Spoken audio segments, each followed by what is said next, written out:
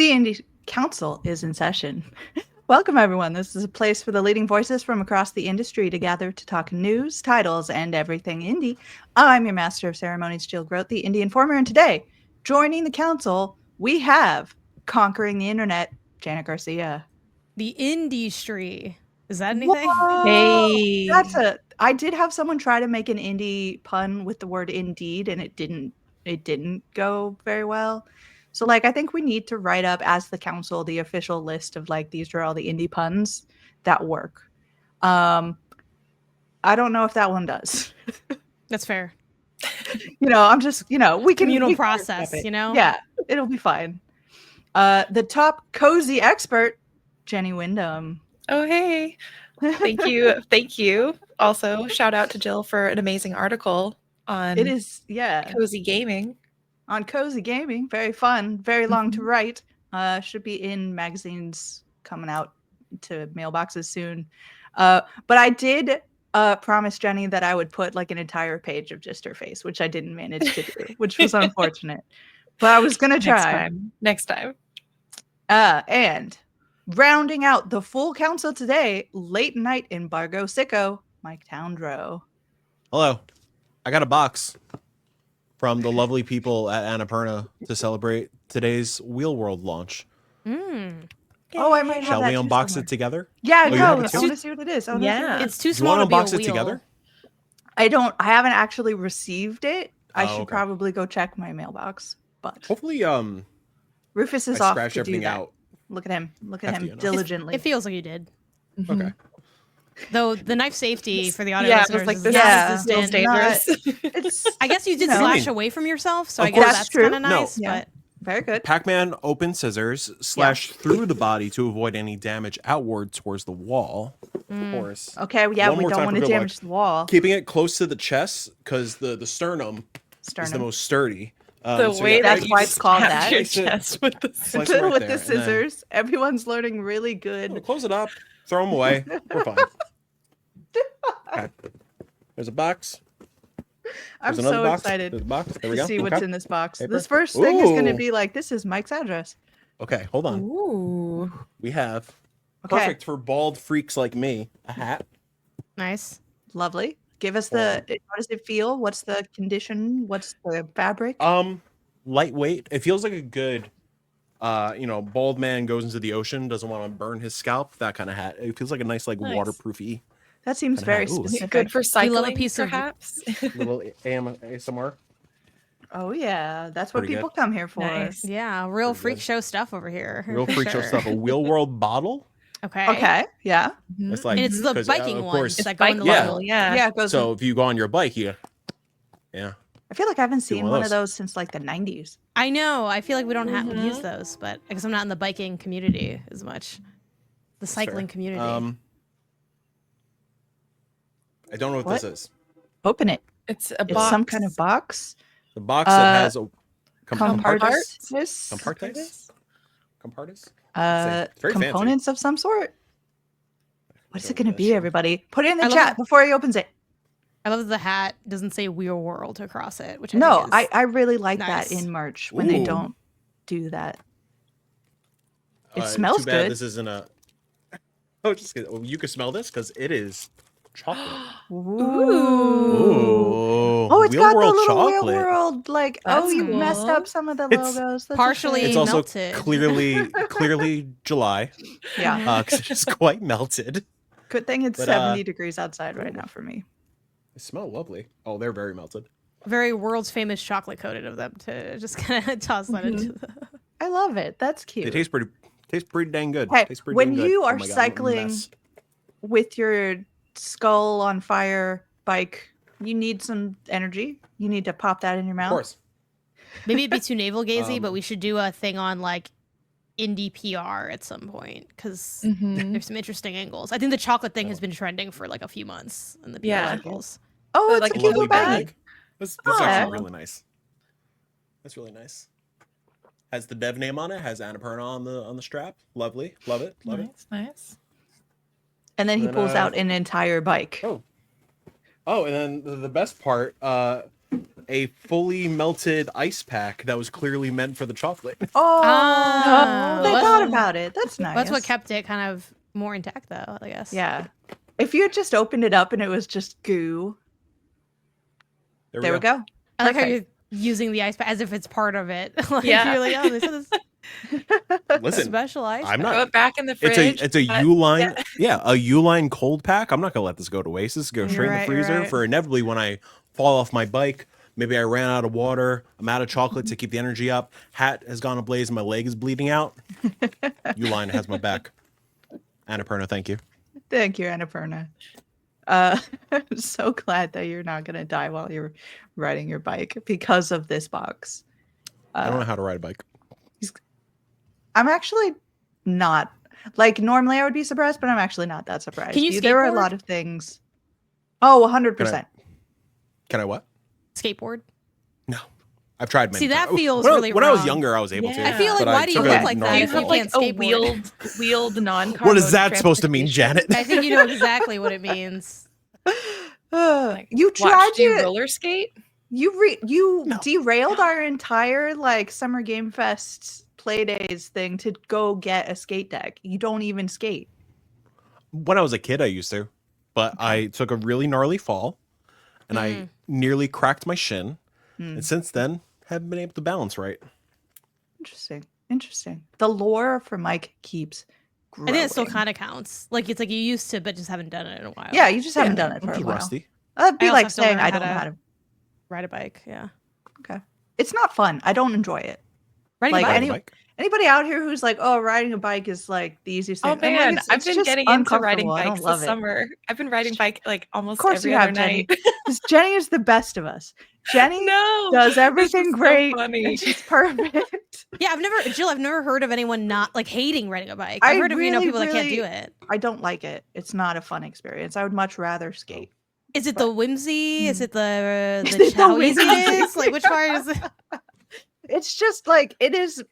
It's probably because it's really good for you and it works out a lot of different muscles at the same time. And I'm just like, I'm not about that life. I just want to be going as fast as I can with the least amount of effort. I feel like skating is more effort than biking. Hell no. You just going. You just, after a certain point, Jill starts up at the top of the hill and just like lets the wheels take her. True. You guys saw the opening to Mixtape. That's me. So I don't know if they were on bikes, actually. They were skating. It's fine. Yeah, they were skating, yeah. Pro tip for any industry friends also getting a nice care package from Annapurna, wash the bottle first before taking a sip out of it. Has a nice plastic taste to it. Why are you still sipping it? In there. Yeah, wait. I was just finishing it. There's not much left. What was even in there? Did it come with water inside of it? I poured this water into this bottle. Okay. I was gonna get scared. Yeah. Mike slowly transforms into some kind of mutant as the episode goes on. I become the skull on the bike. Ooh, that sounds fun. Well, while we wait for that, let's go ahead and go over to indie news because we do have a lot to talk about and we are going to try to get to a big topic today. We'll see if it actually happens. So I'm going to go through these fairly quickly. We'll see if conversations happen. I'm not going to stop them. But first up, Splitgate 2 has unlaunched. So I'm not a huge fan about talking about this particular topic. We've talked about this company and the whole hat situation going Summer Game Fest and all of that going on. But look at that. There are consequences for things happening. And Splitgate 2 came out around Summer Game Fest and people just have not been playing it that much.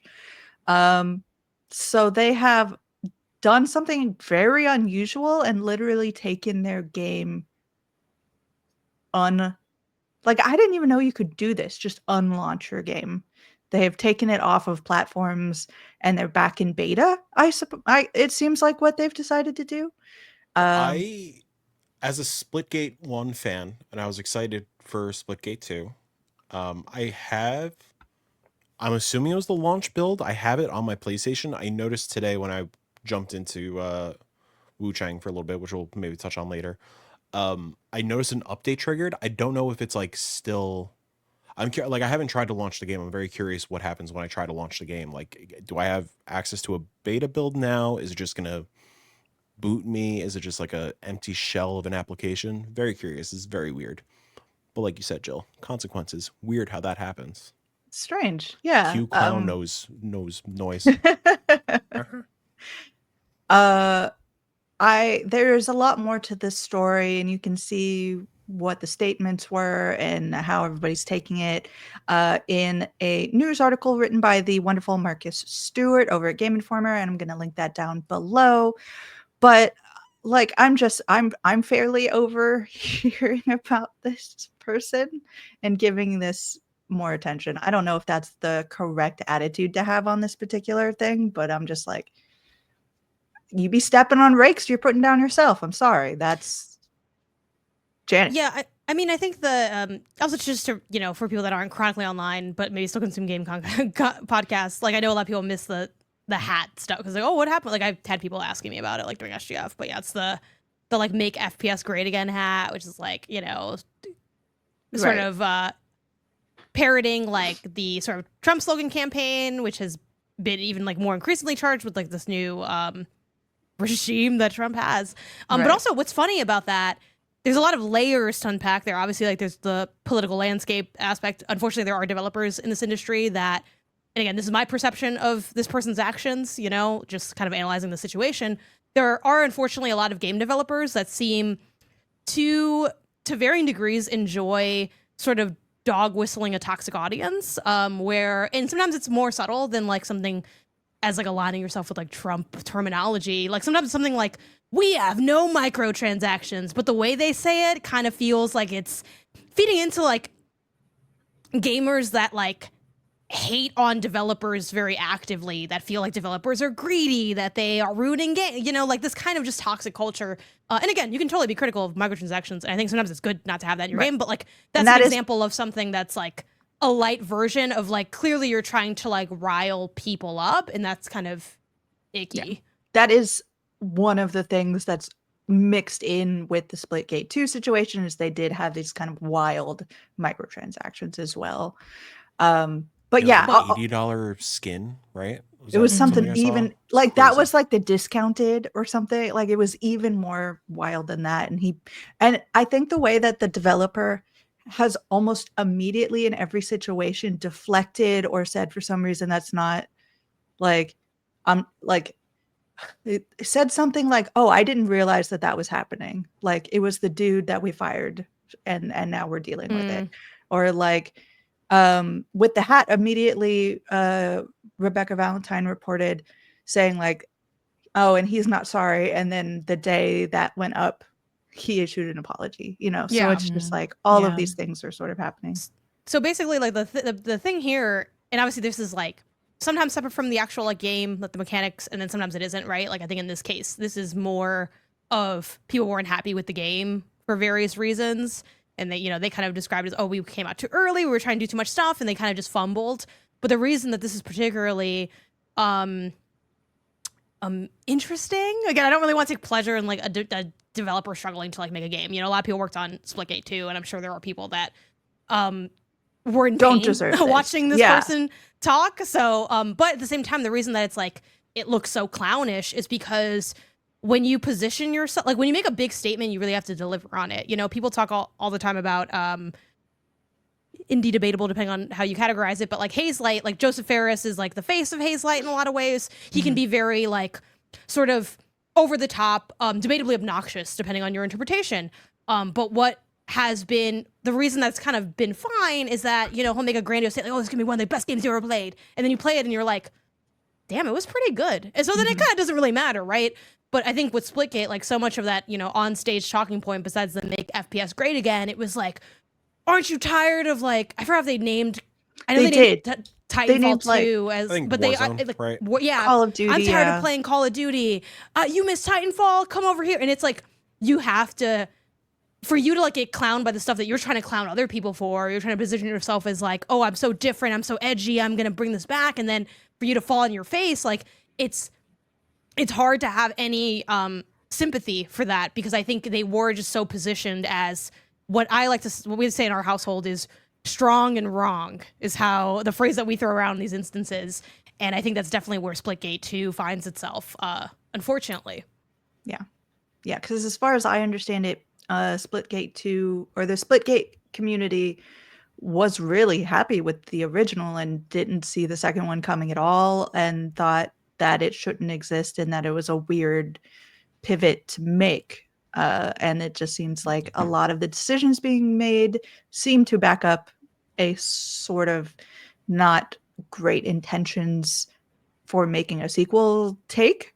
Of course, we really don't know what's going on, but it's not been great for anybody at the Splitgate 2 team. I do feel bad for everybody who's like just head down working hard trying to make the best thing they can. That sometimes the faces in charge of your brand are not making great decisions and you kind of have to go with it. But yeah, that is what's happening with Splitgate 2. So it's currently unlaunched and has no plans, no announcement for when it's coming back. So we'll keep an eye out for that particular news. On to something I am very much excited to talk about. The Strange Scaffold Summer continues with the announcement of Creepy Redneck Dinosaur Mansion 1.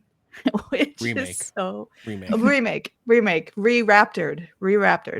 It's literally best. Like, I could not have imagined a better announcement for Strange Scaffold to make because it's not even being made by Strange Scaffold. It's, if I remember correctly, it is, let me double check. Pedalboard Games.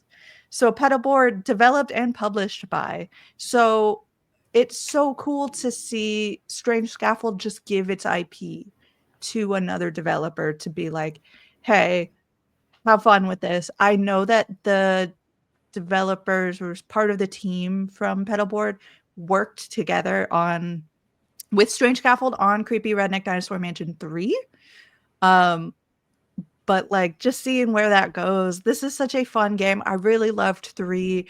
I love the idea of a game coming out in the first entry in the series being the third one, and then we revisit what 1 was. But considering the wildness that was Mansion 3, I don't know how you realize number 1. You know, like I don't know how you have all make this it worse, wild right? lore. Yeah, you because have all this wild lore. It's the perfect positioning because like if we go 1 to 2, you know, like not every time the second game's better, but like that's the ideal. That's like improved. So it's like you just make it worse, which is like a nice spot to be. I think if you're like following, it depends on how much they want to commit to the sequential nature of what they're talking about. Yeah. Oh my gosh. We'll never get a Creepy Redneck Dinosaur Mansion 1 or 2. If there's interest in more, we'll be listening. For now, we hope you enjoy what we've made and the place it comes from. We'll never get a Creepy Redneck Dinosaur Mansion 4. The Re-Raptored, I actually have here the kind of description on Steam is return to the creepy classic. Jack Breyer is back to stop Bayless's dastardly disaster once more. Rediscover every room, dino, and puzzle from the original Match 3 survival horror comedy RPG Metroidvania, now fully re-raptured. So perfect. I really do like this game. It's a lot of fun. It is kind of branching narratives and pathways to take, so you're always kind of going through and making decisions so that you can go one way or the other. The Match 3 is really fun. The writing is silly, but not in the way that like makes you dismiss it.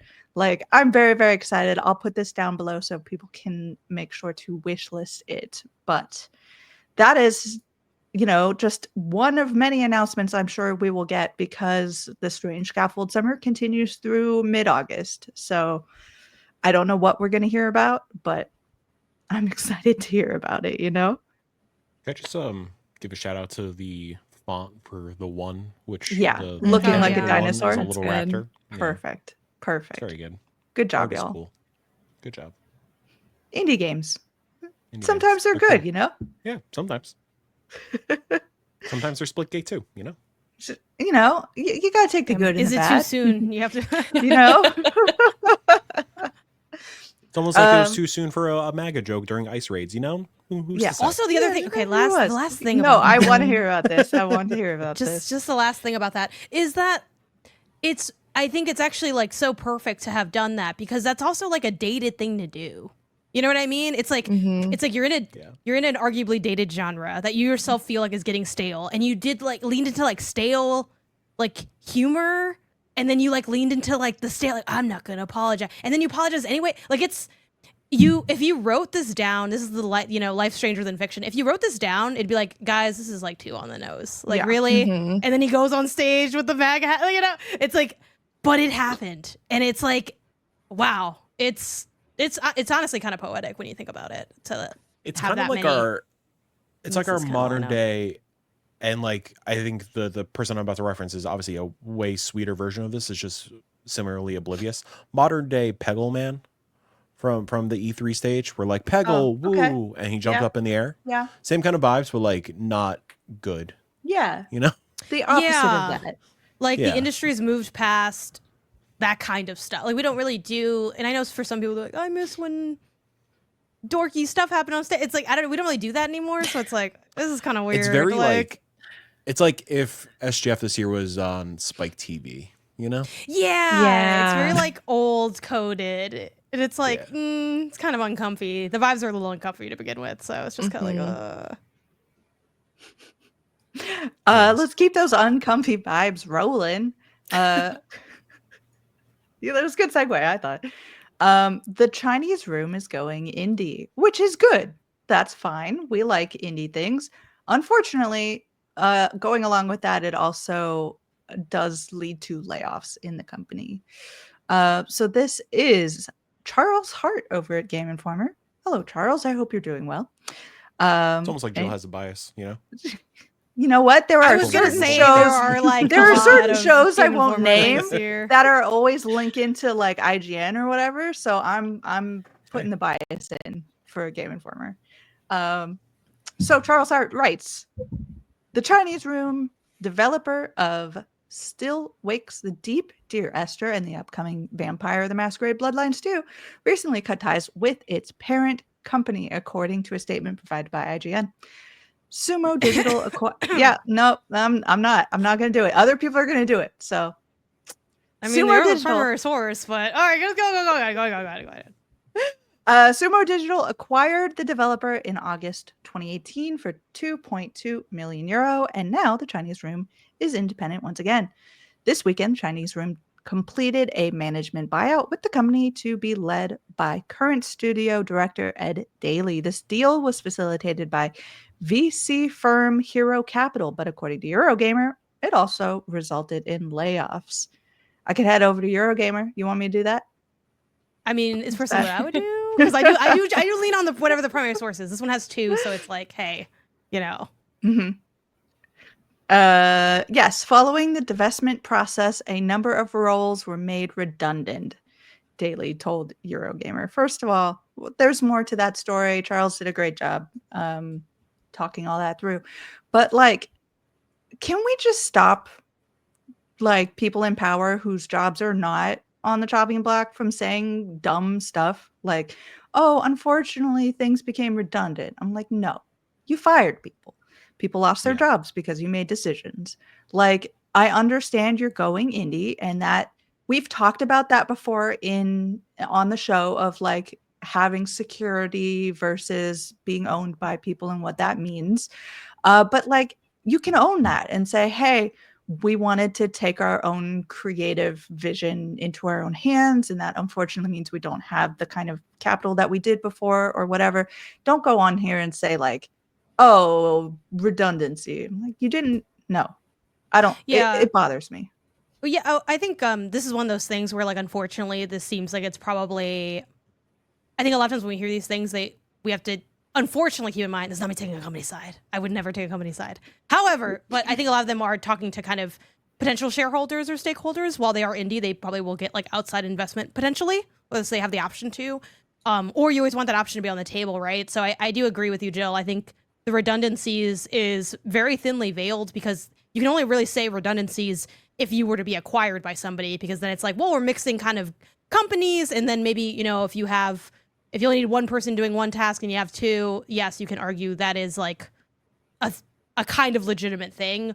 But yeah, here clearly it's like maybe they just don't have the money to. But I think the reason they aren't more honest about that is because they don't want it to seem like it has any negativity attached to it, which is just kind of like, again, all these problems with like capitalism are interconnected. Like they, not taking their side, but they probably feel the need to do that because they are protecting, like, again, that financial aspect, because they need that to make their games. But yeah, I do wish that people could be more direct with things, because it does end up making them look slimy, unfortunately. And we've seen this stuff with like Xbox a million times over, with them being owned by Microsoft, where it's like they're always talking to shareholders, stakeholders, and if that makes other people look or feel bad, they do not care. Which sucks. I guess it does kind of put a bad taste to starting off like this indie journey, but that's my interpretation of it. I don't know if other people read it differently. Yeah, I think it's just an unfortunate consequence of going independent and, you know, getting free of you know, a bigger fish in the sea. I do hate the response, similar to Jen. I just wish, like, yeah, I wish folks could be more transparent and more human about things, and it sucks, but hopefully in the long term, you know, I didn't realize they were developing Vampire the Masquerade. It seems like they got put on that game after the original developer kind of bounced off of it. So hopefully it is a big success. I know a lot of people are really stoked about it, and hopefully they could bring some of those team members back on in the future. It feels like, at least in my opinion, and like just going off like Steam reviews, and like how many reviews are out there and whatnot, it seems like Still Wakes is Deep also didn't really light the world on fire in terms of sales. I adore that game. I think everybody should go play that game if you're into like narrative horror experiences. I think it's phenomenal. DLC just dropped as well. But yeah, unfortunately, I feel like it's just a bad two-hit blow, you know? Also, VC firm Hero Capital sounds like a great Strange Scaffold game title. Yes. Yeah, it does. Let's make that happen. You don't know. It's Strange Scaffold summer. Anything could happen. This could be all a big They're PR like, none of stunt. this happened. Yeah, we're just an elaborate ruse. Speaking of elaborate things that you don't expect to happen, I don't know. I'm trying to make these go together. Vile Exhumed was delayed due to a lack of Steam approval. And this is very interesting. This is not the first time we've sort of seen a game not be able to hit on time because of Steam approval and waiting for it, or approval in general for a platform. But the team here was pretty upfront with how they were feeling about things, which is unusual. So I want to read from their statement here. It says, "Hey, everybody.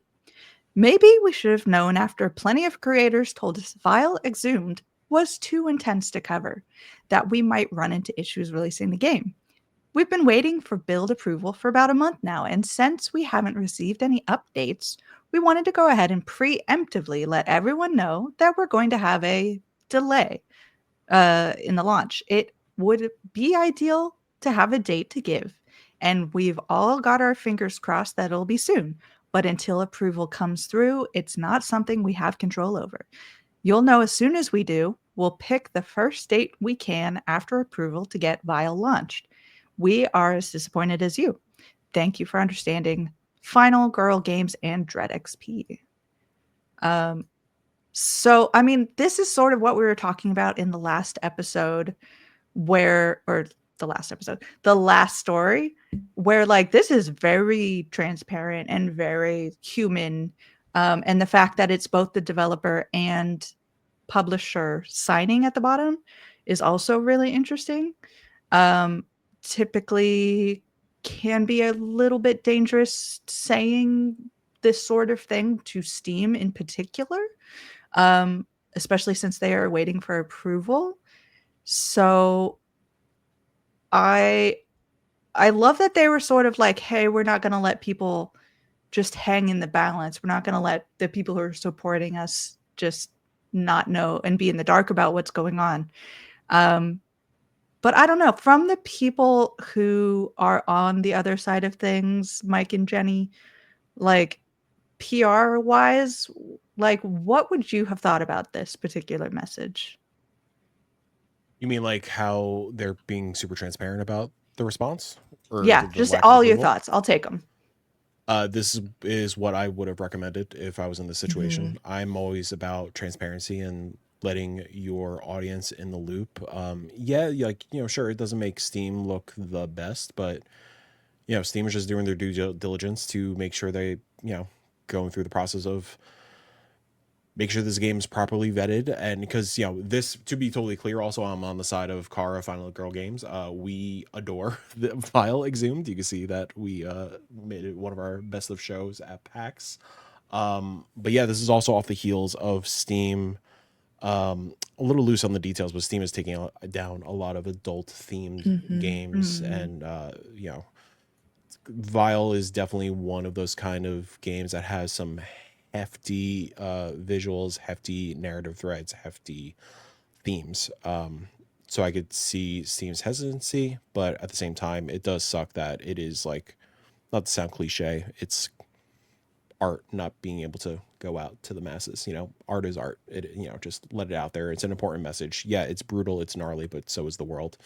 So it sucks that seemingly they're getting a little censored over here just via build approval, just pending for the past month.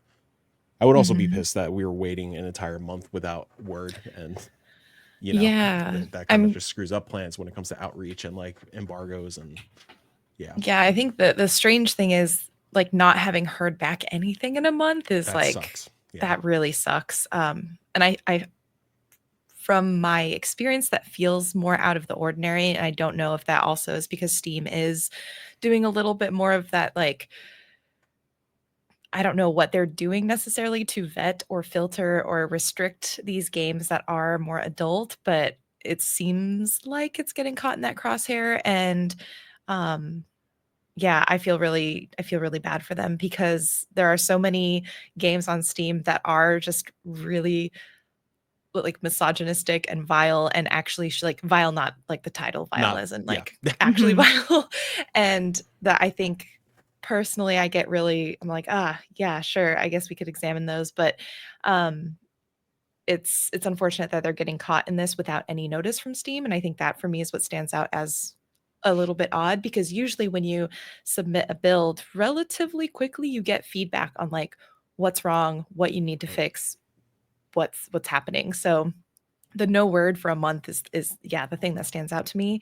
I do think they are doing the best they can with this, because if you have no information to work with, I imagine they probably were just trying to wait till the very last minute, because once Steam approves your build, you can just like push buttons and it can go relatively quickly from there. So I think they were just trying to like hang tight until maybe something could come through. But yeah, just sharing the information with people in the way that they have, I think is, what I would recommend, similar to Mike, because you can't plan anything if you don't have that approval. So that sucks. And it also sucks that creators are seemingly backing out as well. And like, I get it. Like, you don't want to get flagged by YouTube or Twitch, and you don't want to risk your channel getting taken down, because there is, again, there's some gnarly stuff in this game. Gnarly with purpose. Like, everything, it's a very like deep and intense narrative, but it has purpose, and I think it's very necessary in the current state of the world. But it sucks that seemingly at the moment, with like the Steam builds in limbo and creators not willing to like give it that risk. And again, understandable from the creators. I understand their perspective, but I would just hate for this to be a DOA situation. So I'm curious of where we go. Like, does Kara end up just going back and sticking with itch.io and just updating the current itch.io build? That's what I was gonna say. And then hopefully like Steam comes around one of these days. I'm curious, with everything going on with Steam, is it just like a filter situation, or leading into the next topic, like an AI situation, and like some keywords are getting caught in the crosshairs? I don't know. We'll see. Oh, go ahead, Jill. No, I just wanted to say, like, I hope that at the very least some like silver lining of this is that this game is getting coverage because of this situation. So hopefully more people are aware that it is coming out and want to play it because of its delay, if that makes sense. Yeah. So like I think that's the best case scenario here, but it's hard to tell if that sort of thing will balance in the long run. But I really hope it does.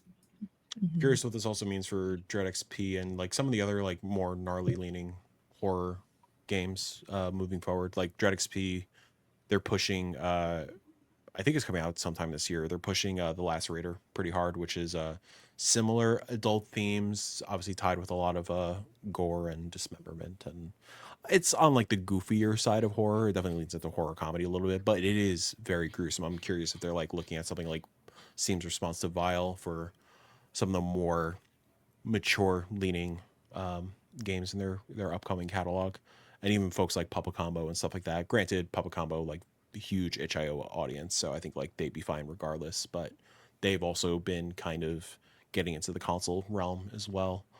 Yeah, I'm very curious to see how things turn out. As far as like media and stuff goes, like we got our review key I think sometime last week. We haven't had a chance to dig into the full build yet, but like I kudos to them for saying like, hey, like embargo is as is, like feel free to like the game is done, like we're allowed to play it, talk about it, like put coverage out there. So yeah, at least on the 6-1 indie side, I know Kelsey is planning on like whenever she has the time, she's gonna play through it and write a review with us. Yeah. Yep. Interesting stuff. And just a little note, because we talked about like very vaguely about the Steam, like what's going on with Steam and removing games and all of that. And I haven't done a ton of looking into the topic. I've been meaning to, and it just keeps getting pushed back for me. But I guess what's happening high level are that payment processors are like reaching out to Steam and saying that like the games sold on Steam don't match the payment processors terms of service for like what you can pay for through their things. And so it's not just Steam saying we're going to crack down on these games. It's, from my understanding, payment processors who are reaching out to Steam who are saying, hey, this is like prohibiting, or this is against our terms of service. And so Steam is trying to make sure that the use of payment processors doesn't get removed. And so that's why they're removing and cracking down on these games. So maybe, I don't know if it's worth us looking into a little bit more. It's not like an indie issue, but it is, Steam is such an indie platform, and so many games, like horror games, I imagine are probably going to get impacted, depending on how far they go into like what's appropriate versus what's not appropriate according to the payment processors. So like, I'm curious if mouthwashing was coming out around now. Right. It would have been effective. Yeah. And we'll have to keep an eye on it and see what's going on there, because you can do that all day of like, what if this or that, or it'll be interesting to see what doesn't get hit and what does get hit, because I think it's not an indie issue, but I think if you are a larger company with more clout, you're less likely to get caught up in things, which shouldn't be the case. But I think just a shameless plug also, because Kara, Final Girl Games, is such a lovely human being. Kelsey wrote up an interview from PAX East. If you just Google 6-1 Indie Vile, I'm sure it'll pop up. Lovely interview from Kelsey. Go check it out.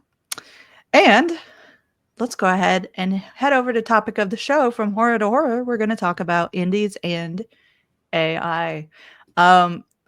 Usually I have a little rant about what this topic is going to be, but it's a huge topic. So let's just kind of jump into everything that's been going on. Of course, AI has been a topic of discussion for a very long time. This is not a new discussion at all, but I think it kind of got redrudged up a little bit, starting from a kind of diving board of The Alters, which recently came out, which had a lot of discussion about what it was doing with its AI, and some things that people were finding. So I am going to let's start out with 11-Bit Studios, a developer, a publisher, that put out a statement kind of addressing some of the accusations that people kept finding, like AI generated content within the altars itself. So they said, we've seen a wide range of accusations regarding the use of AI generated content in the altars, and we feel it's important to clarify our approach and give you more context. AI generated assets were used strictly as temporary work in progresses during development process and in a very limited manner. Our team has always prioritized meaningful, handcrafted storytelling as one of the foundations of our game.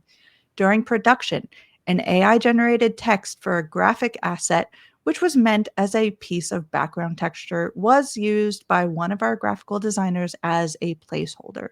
This was never intended to be part of the final release. Unfortunately, due to an internal oversight, this single placeholder text was mistakenly left in the game.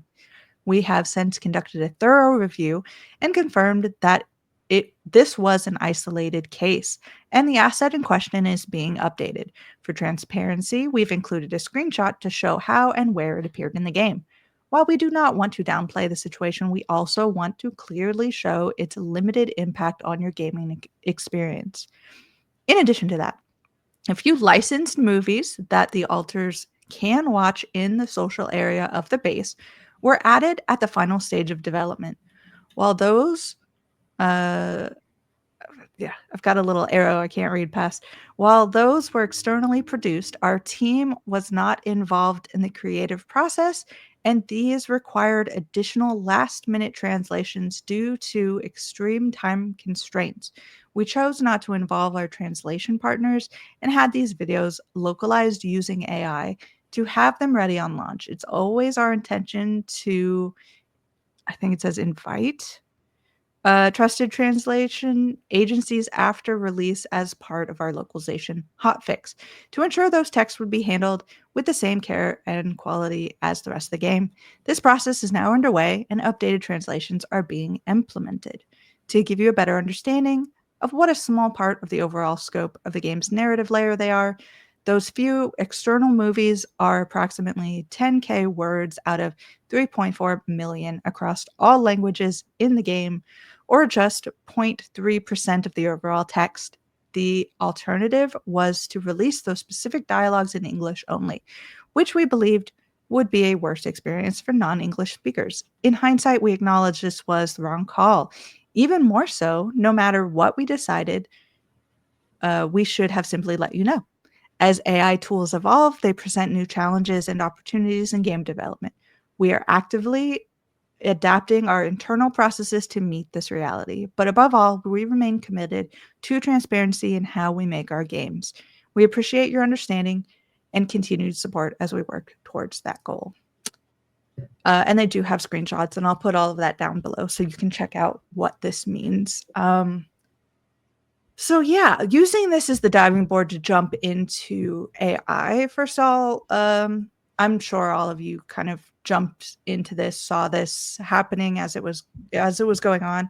What do you think about this as a response to the accusations and kind of the storm it created? I see people thinking about talking. I see it. Jenny, what do you think? So this feels like, I mean, this is kind of a non-apology to me. I see it and I see them saying, we acknowledge that we got caught doing this. It's unfortunate because I feel like it's unfortunate we got caught because we know how you all feel about this. Here's the reasons why we did this to try and like add context, but it seems like AI tools are here to stay and we're going to continue to examine using them because this is like a thing that's in the industry now. That's the vibe I get when I read this. And everyone's well within their rights to like feel how they feel about it. For me, it just really annoyed me because I staunchly anti-AI personally, and I feel it doesn't address the fact that for me, what really irked me about this whole thing is there was no disclosure of use of AI. And I think that was the one major sticking point for me, where when you look on Steam, and even when I was choosing to like cover this game and be excited about this game, it's like the thing that I do now is go and look and see, okay, have they used AI in pre-production? Have they used it in the development of this game at all? And even if they didn't intend it to be in the final game, if they're using it in development, even as placeholders, that is something that should be disclosed according to Steam's like guidelines as I understand them. And so for me as a consumer, it's just now I'm feeling like, oh, am I going to have to be like the super detective every time if I really want to avoid something like this? The energy I have to put in and like this sort of fostering of distrust, I guess, in developers is really unfortunate, because this is already an industry that has trouble with consumers feeling like they can trust developers and publishers for a segment of the consumers. And so I think this kind of non-disclosure, non-transparency is really just hurting the industry as a whole from that side of things. But personally, yeah, I just like look at this and I guess it's like, all right, they want to use AI. That's what I get from this notice, personally. It's also just word vomit, just over explaining it to bury the Yeah. lead. Yeah, this is a very long statement. Yeah, on small text on an image. If you're watching the video version, I have it shared up on the screen. I agree with everything Jenny said. What infuriates me the most is, well, two things. A, if this was work in progress temporary stuff, take it out of the final build. Just take it out. Two, pay a fucking freelancer to do it instead. Yeah. Like To make it the does. art. I mean, I think Like too. Well, go ahead, Jill. Jenny. No, go ahead. Okay, I was just gonna say, like, I think something I saw come up with this conversation around like their statement specifically was the ways that, and again, like this is like the interconnectedness of like capitalism driving us to do just different things. And again, I do think I agree with you, Jenny. This does read as like, honestly, we gonna be using AI anyway, but like, you know, like, but also we're like living and we're learning, like kind of vibe where it's like we can pivot at any time and you can't really like fault us for it. Is sort of the positioning of the statement, which I think is.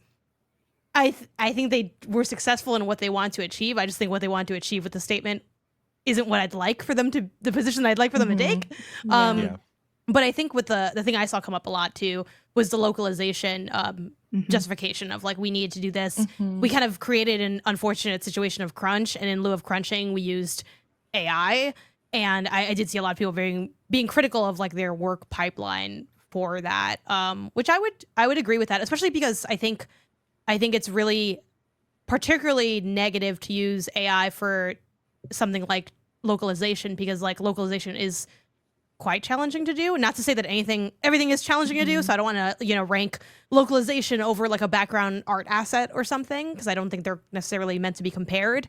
But the idea of, well, we didn't want like our non-English speakers to not have it, but it's like, well, but you also didn't care to make sure that translation was good either. So like, which one is it? Like you wrote it in a way where, which is kind of the genius of using this kind of language, right? Where it's like, oh, well, they care about non-English speakers. Like, if you really cared, you would make sure that they had proper localization the way you did for the rest of your game. So that was some of my takeaways from this, on top of what y'all already said. But Jill, you had something to jump in with. No, yeah, the whole issue about the first thing I kind of thought as a writer, writing this, I'm like, or reading this, I'm like, this is excellent writing, because you could take this to a persuasive writing class and be like, this is what you want to do. This is how you want to play around with the words. This is how, like, Yeah, this if you're is the very, 8. yeah. If you're fake writing, apology. if you're That's really writing good. a persuasive essay, like, there are a lot of techniques used here that you can learn from. I'm like, the way that they're like, hey, we totally take accountability, but this is only 0.3% of the overall text. Which is kind of gaslighting, though. Like, it feels like, are you really mad about 0.3%? And the thing about localization is like, we want to make sure non-English speakers are getting what they're due. But I'm sitting here like, so like Google Translate essentially these movies 100%. And anyone who's watching it in non-English forms are like, the heck are they saying? instead of just like, hey, we didn't have time and we're gonna put this in later. On the other side, first of all, I really like the alters. I want it to succeed. I want the developers who worked on this for so long to do well, and I sort of hate that this situation. I hate that AI is putting us in this situation, or the use of AI that probably upper management has decided to use for different things. Like, the developers didn't decide to put in these external movies last minute, like they're going along, working real hard on their game, which is a very good game. And now this is the conversation rather than what is happening in that game. And that makes me really upset. And probably 9 out of 10 people are going to criticize the developers themselves and not the higher ups. Yeah, because the 100%. developers themselves are at the forefront. But there is an aspect here of, I mean, first of all, they did say they really put a spotlight on one of our graphical designers did this, and like that's so unaccountability. Like, instead of saying like, hey, this was our fault, like, no, they're like, literally one graphical designer screwed up. So that was a very interesting part for me. And this goes to what Jenny was talking about the use of AI and how it is being used, and the fact that it is being used in pre-production and tied into kind of the Steam disclosure of how things are being used and needing to like dig in. Jenny, I don't know if you want to go ahead. Jenny's put so much into this doc. It's wild. Do you want to put in a little bit about the Steam disclosure policy? Yeah. Let's see. I should have brought it exactly up, but I have it pasted like from in there, like how they wrote it. If you just scroll down like a little the switch. Just under pick me. Yeah. Oh, perfect. It's like yeah. So for folks who didn't know, if you go on a Steam page, if you scroll down, usually I think like right under the features, kind of where you would see, I think it's right around where you would see like the computer specs that you would need to play a game. There is a disclosure section where teams are required to disclose whether or not they use AI. And it separates AI usage. I'm just reading this from what Janet copy and pasted. It separates AI usage games into 2 broad categories: pre-generated, so any kind of content, art, code, sound, etc., created with the help of AI tools during development. Under the Steam distribution agreement, you promise Valve that your game will not include illegal or infringing content, and that your game will be consistent with your marketing materials. In our pre-release review, we will evaluate the output of AI-generated content in your game the same way we evaluate all non-AI content, including a check that your game meets these promises. The second category is live generated, any kind of content created with the help of AI tools while the game is running. So in addition to following the same rules as pre-generated AI content, this comes with an additional requirement. In the content survey, you need to tell us what kind of guardrails you're putting in your AI to ensure it's not generating illegal content. And this is all sort of done in good faith, in the sense that you, as a developer, as a publisher, whoever's setting up the page, you need to take the incentive to click on that disclosure if you have some of that in your game. And that's where it's like, I don't know, it's hard because I think a lot of developers, and I don't know if this was the case, I have no idea what happened in the development of the alters, but it's one of those things where I am always curious if I'm sure we're getting less disclosure than perhaps actually is happening, because I think a fair number of developers understand the backlash and the impact that they may get if they have that disclosure checked as yes, there is AI content. Yeah.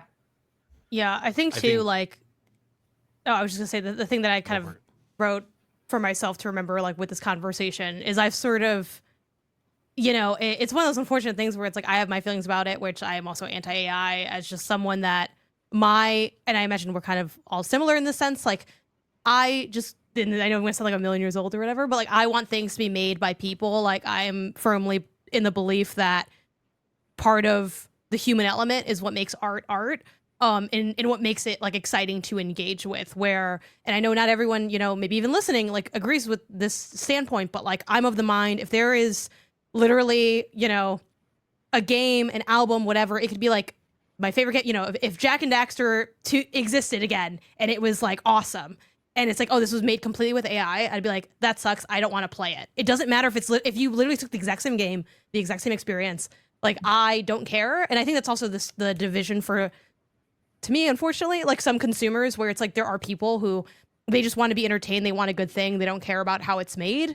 That's not how I feel. But also, like, we live in a society, right? So it's like, okay, well, how do we negotiate like our feelings with the realities of like what you don't know, what you don't know? So like the thing I added sort of with this like AI disclosure stuff is I think it's really easy to disclose and also like easier to clock when there are like placeholder assets left, when like art was made with AI, especially because AI is new enough, like generative AI is new enough that like it is a bit more clockable. But like, how would I know if your code is written with AI? I won't. Like, and would you tell me? Probably not. So I do think a lot of when you see the AI disclosure, like in my experience, it has been like art assets. And I guess that's kind of like where I've sort of, and maybe this is jumping ahead to like where do we all land on our personal positioning, but like that's just what I'm trying to avoid, like art assets that are made with AI, and like if there's like an underlying mechanic that's actively using AI, just because I did have like the like oh no moment of, especially talking to my fiance who like works in software engineering, like not game development for a living, but just like works around engineers, knows that landscape. He's like, bro, all your games are made with generative AI. I was like, what? Say it's not so. He's like, you're telling me and that's kind of the thing where it's like, I think it's nice to think there's a big corporate shill coming down and forcing the artists to like compromise their art. But like the truth is there are many, many developers, probably plenty of indie developers as well, that like genuinely use like ChatGPT as part of their workflow. And like, I think that sucks. I don't like that for like also the environmental impacts of ChatGPT and stuff like that. I also think there's artistry in writing script, and I think most engineers agree with that as well. So I think it's a little unfortunate, but like that's just the reality. Like if I were to say like, oh, I'm not playing any game that's made with AI, like I have to accept that I am kind of technically lying to myself because I probably already have. So then like what happens now is sort of the question, and and how do we like navigate spaces moving forward with that in mind? And it sucks. My partner, who isn't in games but also is in like tech and 3D modeling and stuff, he's at a company that's also just like forcing them to use AI. So it's like, even if he didn't want to, a lot of companies are just making that a thing that you have to do at work. Yeah, and like minimum installed, like you have to have it like available, exactly, like is a requirement at a lot of places. So yeah, I'm in the same boat as you, Janet, where I'm like, man, if it is disclosed, if I can clock it, if I can like see that it's there, I do want to avoid it. But I also understand, like, yeah, I'm not going to go and read code. Like there's only a certain amount of work that we can actually do, just other than going to the devs themselves and like emailing them every single time. The truth serum. Right. Pop in from the window or something. Right. I wanted to shout, there's a Wired article that I put in just because it put into perspective a few things for me. And this is not a game industry article. This is just a Wired article where they talked about how software engineers use AI, and they surveyed about 730 people, and like 3 out of 4 coders have at least tried it. Most of them use it at least once a week. 17% report using it at all times. So it's like, it is pervasive for sure. And I would imagine game industry, maybe numbers are slightly different, but it's telling that this is what the vast majority of these software engineers are saying. Yeah. I do think some indie devs are like anti-AI, even from a coding perspective. For sure. Because like, I've like off the record had conversations with people where it's like they are like, oh no, we don't do that. Like, in our little groups, we're like not using any ChatGPT. And even within there, like I think there are, wolves among us, to use kind of a dramatic comparison, where it's like someone in that circle is like, yes, they're like, and then like on the side, they're ChatGPT, sure. like that's also where we are too. So I think like it's also a weird mix of like, at a certain point, you do kind of have to just like trust people / let them do what they're going to do in a way, because you're not going to be like, what are you like linking up their computer? You know what I mean? Like at a certain point, and now we got surveillance state in another negative way too, where it's like, okay, well, Right. do I want people getting harassed, like trying to code to make sure they're not, you know what I mean? Like, Right. like no, but yeah, it's an interesting spot, but Yeah. And I Once think the- because like very quickly Janet pointed out, like at this moment in time, it is still clockable. So like it's very Yeah. interesting that last week we had that Microsoft job posting that was for Mhm. like it was for like artwork or some sort of creative, which made it like weirdly worse. But it was like the picture on the kind of job posting was a person typing on a computer screen being literally behind the screen, so the person, yeah, there we go. yeah. Graphics, And they look just they're like me if hiring. you're watching the video version. which Yeah, is, like, unfortunately so it was crazy. Janet. Yeah. Should have so worn the a fact green that- turtleneck just to like. yeah, oh, let's recreate the meme with Janet. like a bot like ate my Instagram photos and produced this little number right here. So Mhm. Like this is such an easy encapsulation of what we're talking about, of like y'all are looking for a graphics team but obviously are using AI, and it's so obvious because that's not what screens look like, and we can clock that immediately. But as we get further and further in, and the technology is obviously not going away, people are really pushing it, that it'll get smarter, it'll get harder to recognize even in these situations. So yeah, it does make me wonder. I don't know if this is jumping around or not, but like the discussion of what is the harm of all of this, and are there any upsides? But before jumping there, Mike, you wanted to say something. Yeah, I wanted to jump on a few various things we were jumping around. First off, I think what Janet was saying about the human element of art, I think was beautifully said, and I agree. Mhm. I want to go like a step further. I think people are so like because there's so much pressure nowadays of like, oh my god, your game is only a 7 out of 10. Ugh, not worth playing. It's only 8 out of 10. It's not a masterpiece, whatever. There's such an inherent pressure of being quote unquote perfect. And I think there's that cliche saying of like, no game is perfect. And I think flaws are what make art interesting. Mhm. I know that sounds like a little bit of a backward statement, but I think that's what makes it. I mean, again, cliche, that's what makes it human. Nothing is perfect. We are imperfect beings. And I think like the cracks in the wall are, yeah, it's what keeps everything distinct and interesting. And then like why we do like these podcasts and have these discussions. If everything was like so polished and perfect 100% of the time and you lose that human element, we wouldn't be doing this anymore. It would just get bland and boring. It's stupid.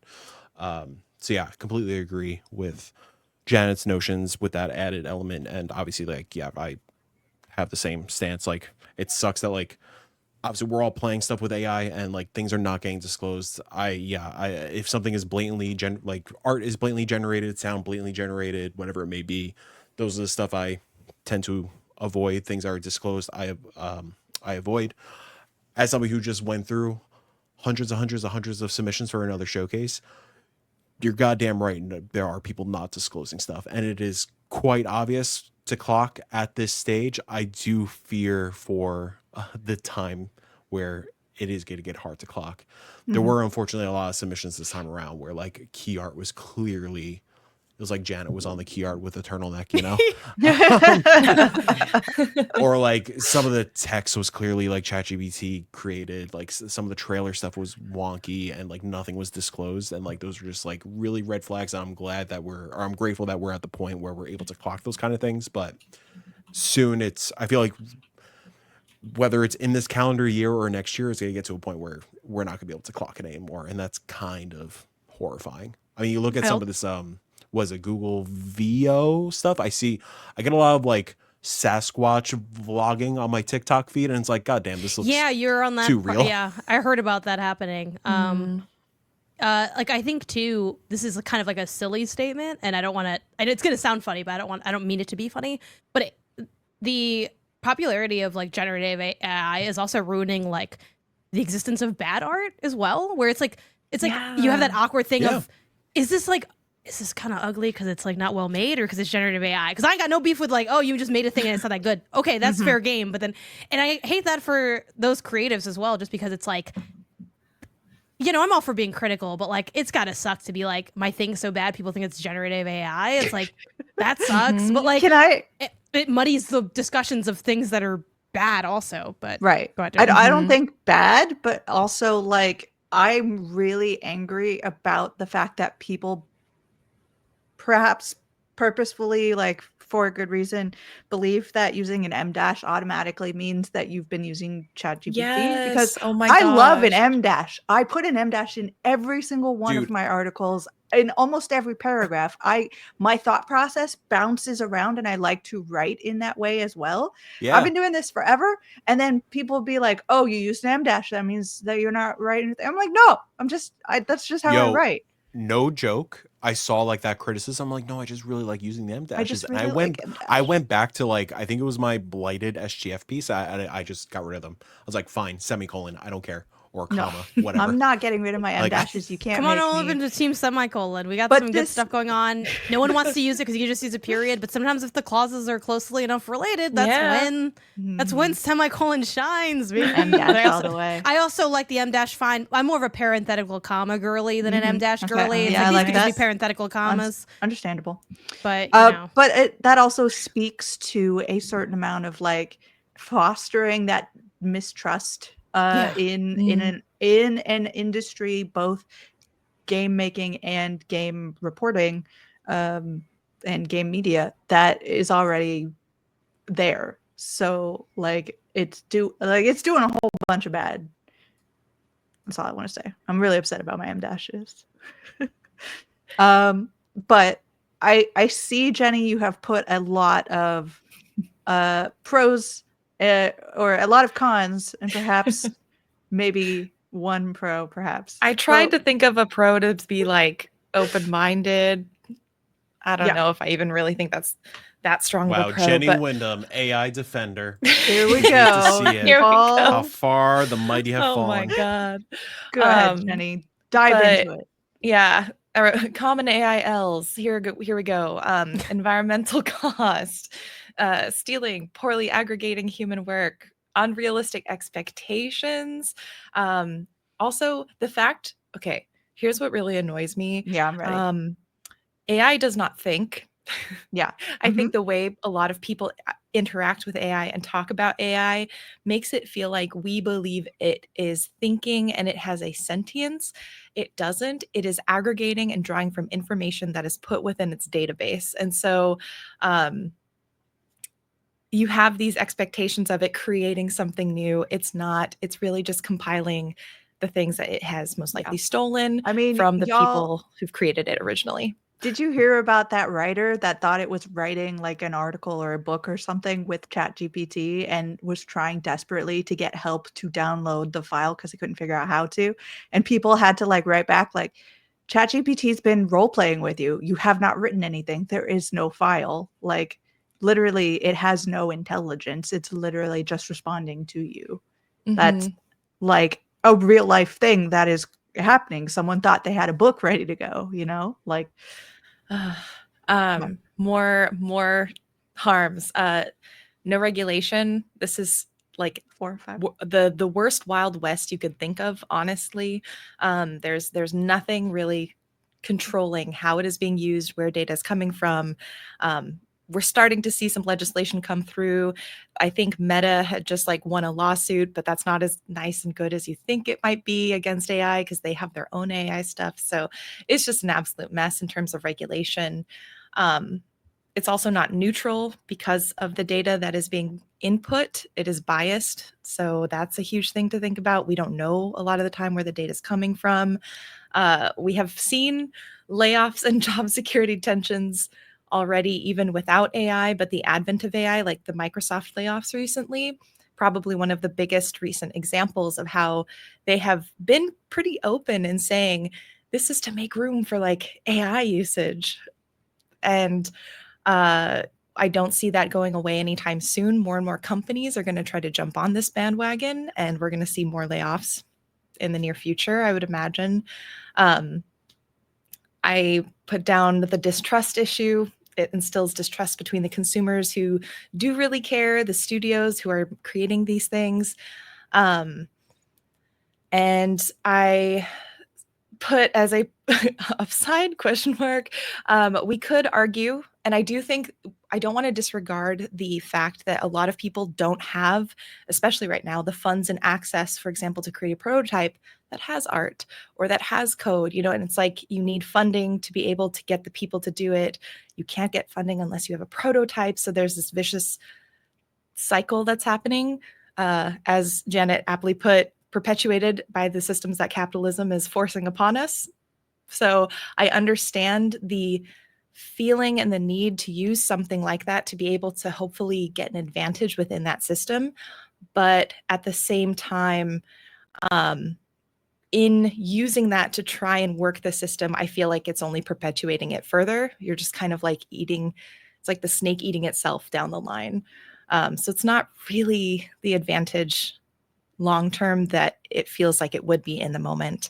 I was talking to a friend who has like family members who are using AI to create some art and like work within a community. This is oh my some real God. slanderous imagery that's put on I here. love this. They This is literally put the perfect. Oh my Microsoft God. AI thing over. Look, I haven't parted my hair that way in like a couple months, so this looks something like That's me. like the millennial side part. Is that what? Yeah, I like- had that before. Yeah, mhm. Yeah. I was rocking that for a hot minute. Mhm. Sorry, Yeah. Jenny, not to interrupt. Continue. No, that's Yeah, go okay. ahead. No, it's unfortunate because I feel like people, I think people just outside of games trying to use GPT to create like emails or start prompts for themselves or using generative AI to create art that helps them get started. It's like, again, these are shortcuts that feel good in the short term, but I don't think it's like a false access. I don't know. It's like the Trojan horse of hey, we're creating an accessibility tool for you to be able to do these cool creative things, but it's actually not doing that. It's taking the process of creativeness and totally ruining it for yourself and just giving you a product at the end of it. Like you're not going through the actual creative process. So I don't know. Even the upside, I'm like, it's not really an upside to me. I just had to say it because I'm sure someone will be like, no, access and ease of use. And Yeah. I see it. On But On a similar note, also trying to dig for upsides, my thing that I came up with was like pretty much in a similar vein. Like I've heard from developers like across, gaming and other that it can be used to like quickly do things that they like know how to do but don't want to do. So my editorial example would be if there's a magic tool that formatted articles into the CMS. I'm not saying that I would use that because again, I'm anti-AI, but I think we all can conceptualize the pain of having to format an article into the CMS. So that is the only thing that I can kind of be like, I kind of can see that again because I am so anti-AI. I'd still be like, well, just do it anyway. It builds character, but yeah. I think that say is the only AI I am willing to say, okay, this maybe is legit, and I wish it hadn't been co-opted by evil billionaires because it could have been good, is like AI in the medical field. Because I feel like I had seen articles where it's like, we've developed an AI that can detect cancers so much earlier because like as humans, we can't do this, but this AI, it can. Like that stuff that we humanly cannot do, and that is helping people like, solve cancer. That feels like perhaps could be cool and good. But I don't hear about that with AI anymore. I only hear about it in my emails. And I'm like, I don't want you in my emails. I want to Yeah. just like do my like thing. this email's please. about a code that you got. Yeah, the subject Yeah. line told me that already. So why did I read this Yeah. extra step? Right. I think not the literally last thing, but and Jill, I know you want to say something, but just to wrap No, up go for it. the pros of AI thing, because I asked my fiance, I'm like, can you explain all this stuff to me? Because I also think it's worth noting that like and hopefully it's coming across in this episode, like there is a lot that we like. And I know I felt like I don't really understand what stuff is because like I know what tools I kind of know stuff more like client user facing, not like what's under the hood of things. So it's helpful to ask my fiance who like works under the hood of like tech. So I asked like about what would you say the upsides of using AI in coding is? And he kind of said the same thing that I had assumed, which is that like he said currently these AI tools are pretty good at tedious tasks, think automation, and hit or miss with everything else that requires actual reasoning. So if you're someone who needs to write a long tedious file, AI would be really good with that. But then, he kind of goes on to say the limitations of AI in terms of, again, to Jenny's point, it doesn't think. So it's like you are kind of coming up with stuff, like it's making stuff quickly, but it might not necessarily be the stuff that you want it to be making. But Jill, you were going to add on with something. Yeah, no, I'm 100% with you guys. I think the only semi good and the thing that I think people who have a vested interest in AI doing well will push the idea that it is good for drudgery and getting all of that out of the way and automating those processes. But yeah, it is such a double-edged sword kind of thing because there is no AI that can do anything 100% trustworthily. Like we're talking about trying to figure out cancer, like how often is it gonna go wrong and how often can we trust that? And since we as humans can't detect it at that point, we would have to trust it to be like, okay, well, it's indicating this, but how much? And then that erodes the trust that you have in your medical provider or whatever.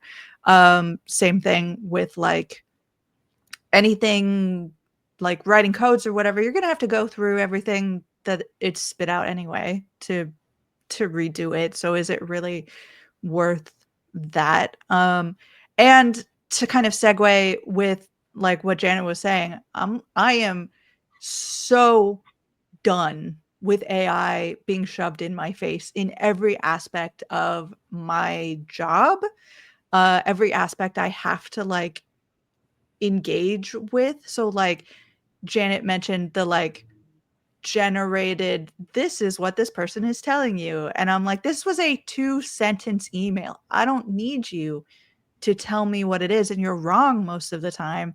And like kind of being human, if I read it at all, if my brain scans it in some way, like that could be biasing me towards what this is actually saying or what it is trying to say. It's also like weird. Now I know this AI is like combing through my emails and knows everything that's just written, even though like there's confidential stuff that I am discussing, like behind the scenes embargo stuff with people, but AI knows about it now. And I don't know where that data is going or who has access to it. Ooh, which I wonder, like, will we start seeing like AI leaks of it just having, like you Google the release date of something and it ends up being the release date that wasn't announced yet because it like, I don't think it's actually strong enough to probably build enough of that information to like make an answer, but yeah, it's not great. Mike, what do you got there? What are we looking at here? So it just nothing to do with games, but even like beyond games, just to put the platform that we're using on blast for a little bit, struggling with some IT problems, figured it out on my own. Raise the ticket to hopefully get some like hands-on help. This is the nonsense that spewed back at me. And yeah, instead of a human response, just like, this response was automatically generated by our AI assistant. Please feel free to reply to this message if you need additional help. Just help me. Yeah, that's fine. Don't give me this nonsense. Don't waste my time. I think too that you bringing this up is like a good what is it, example of like two things happening like in the tech space, which is again tangentially related to the game space because games are like a piece of technology, which is, I'm very curious, is this like they're running ChatGPT for this, or is this also just like the AI cloud chasing? That's also something else that you see, like tools that normally would be, because again AI has had like almost like I don't know, multiplayer or online game, like the way, or we have open world, right? Like as time continues and more data is gathered, the way we describe things changes. Like language is always evolving. So like what we would call an open world game in 2002, we would never call an open world game in 2025. Similarly, like AI, it's like artificial intelligence, but is it like generative AI, like ChatGPT? Because that's like kind of a different thing. Because again, like you could argue, oh, there's AI in games because like you play against an enemy and their code, but it's like kind of it's a different model structure, right, with ChatGPT than it is there. So that's also like kind of an annoying thing too, where so many like platforms I use are like, we heard this is the new hot thing, and I'm like, I actually don't really want you So like this kind of is driving me away a little bit. I kind of really feel like Canva, no, don't go into the light. Oh my god, Like, yeah. every single Notion. step of the process is I know. so AI infused. Notion, my queen. I I know. The girly They're pops so don't good. want AI. I had a moment where I was trying to write something, and I realized every single step I was trying to kill AI as much as possible, and I just couldn't. So it's like, you want to open up Word, now all of a sudden I've got like, here's the generative thing that's going to help you figure out what I'm like, I'm the writer, I know how to do it, just get out of here. It's like the Clippy, but like way worse, because at least Clippy asked permission. Clippy was about consent, and this is not. So I'm like trying to dig through things and files and like statuses is not the right word, what settings, and like try to turn this off, and you just can't. Like you can't turn it off. So I'm constantly like being reminded, like, this next paragraph you could use this to I'm like, I don't want it. I don't want any part of this. So get out of here. And then putting that onto like my website. Now my website has like, do you want to use generative AI to help you put images on your website? I'm like, no, why are you prompting me for this? This is horrific. I don't want anything to do with this. But it's like, if people are using this, which why else would it be there? Now, how can you trust that images that people are putting up on their sites are actually theirs? And the emails that I'm using to reach out to people are, again, using AI. And when I am creating my own kind of feature images, I'm doing all that work myself, but AI keeps trying to prompt in there and be like, hey, you could be using this. I'm like, no, I don't want this. It's just on top of everything that's bad about it, it's just step by step making every single one of my processes more frustrating and more difficult to just get my work done. It's like, I just want to do this. And it does seem a little bit like, to me, it feels like when NFTs were sort of at their height, and people, like, it's like an emperor's new clothes situation. It's like, I think most people recognize the king's naked at this point. I think there are people who want to push the idea of AI that, think and I'm like, I hope it collapses in the same way. I think a lot of people don't know there is a king. You know what I mean? Like, I think it's one of those things where, like, I have to accept the reality that a lot of people existing on Earth don't have a thought on anything. And that's also maybe what draws them to ChatGPT. And that's not even me trying to shame people that use ChatGPT, but like, part of what you see like in a casual use, which I guess maybe we are getting maybe too away from like the games aspect of it, but it's like, ChatGPT, come up with like an outfit for me or whatever, or like, or, oh, should I cut my hair? It's like, I don't know. It's like replicating, instead of having to engage with anything, it's like a lack of it, of needing to directly engage, but trying to like reap the benefits of like having had engaged. But it is, ultimately still, I think, just like a race to nowhere, right? Where it's like, I think, and it's tough to be in, I think, in this position, like where we are technologically speaking. And like, I don't know, maybe one day this is like a wash take and I don't care. I'm comfortable with that, as I am with all my takes, some of which do become washed over time. But it's tough because I think we're finally like hitting like a technological like climax almost, where I know historically speaking, and like people would argue, oh, well, like technological advancements, they're always happening, like get on the train. Back in the day, they said Google Docs would ruin our ability to spell, but look, we continue to live. And I think this is one of the first instances, or not the first, because again, like crypto and other like maybe issues, or like NFTs, I think are more apt, because technically crypto, like, I don't know, I guess people are making money with that. That's above my pay grade. I don't know what's going on with that. But where it's, I think we're finally seeing like the real, like much harsher, like downsides and negative impacts that like this has, while like leaving the typewriter and going to like a keyboard has mostly been good. But also, like, have we not yet learned the lesson of like, there's no such thing as, I think, like technologically advancing to the point of having like infinite profits, which I think is also ultimately where things end up going back to, unfortunately, of people just wanting, how can I do it faster? How can I do it cheaper? How can I like the shop-ification of the creative process is like I don't know. And again, maybe I'm too like, like extreme with it, but that is how it kind of feels, where it's like, wanting to push back on that as much as possible is my personal goal with things, but at the same time, it does feel like every day we stray further from God's light. And I don't know what to do at a certain point. I don't know. Yeah.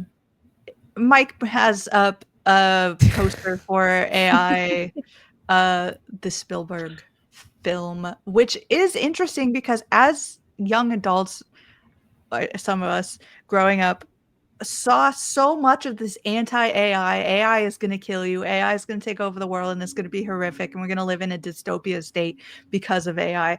And then to turn around and those people are the ones who are like propagating this is such a like weird, like psychological, like someone in 100 years is going to look into this and write a dissertation about it. And it's going to be really interesting. But like, I don't know why we got it seems like people took away the wrong message. Like maybe media literacy is really where we need to be putting money right now because they saw that and were like, oh, wouldn't it be cool if we could do this instead of like, oh, actually the message was this is bad.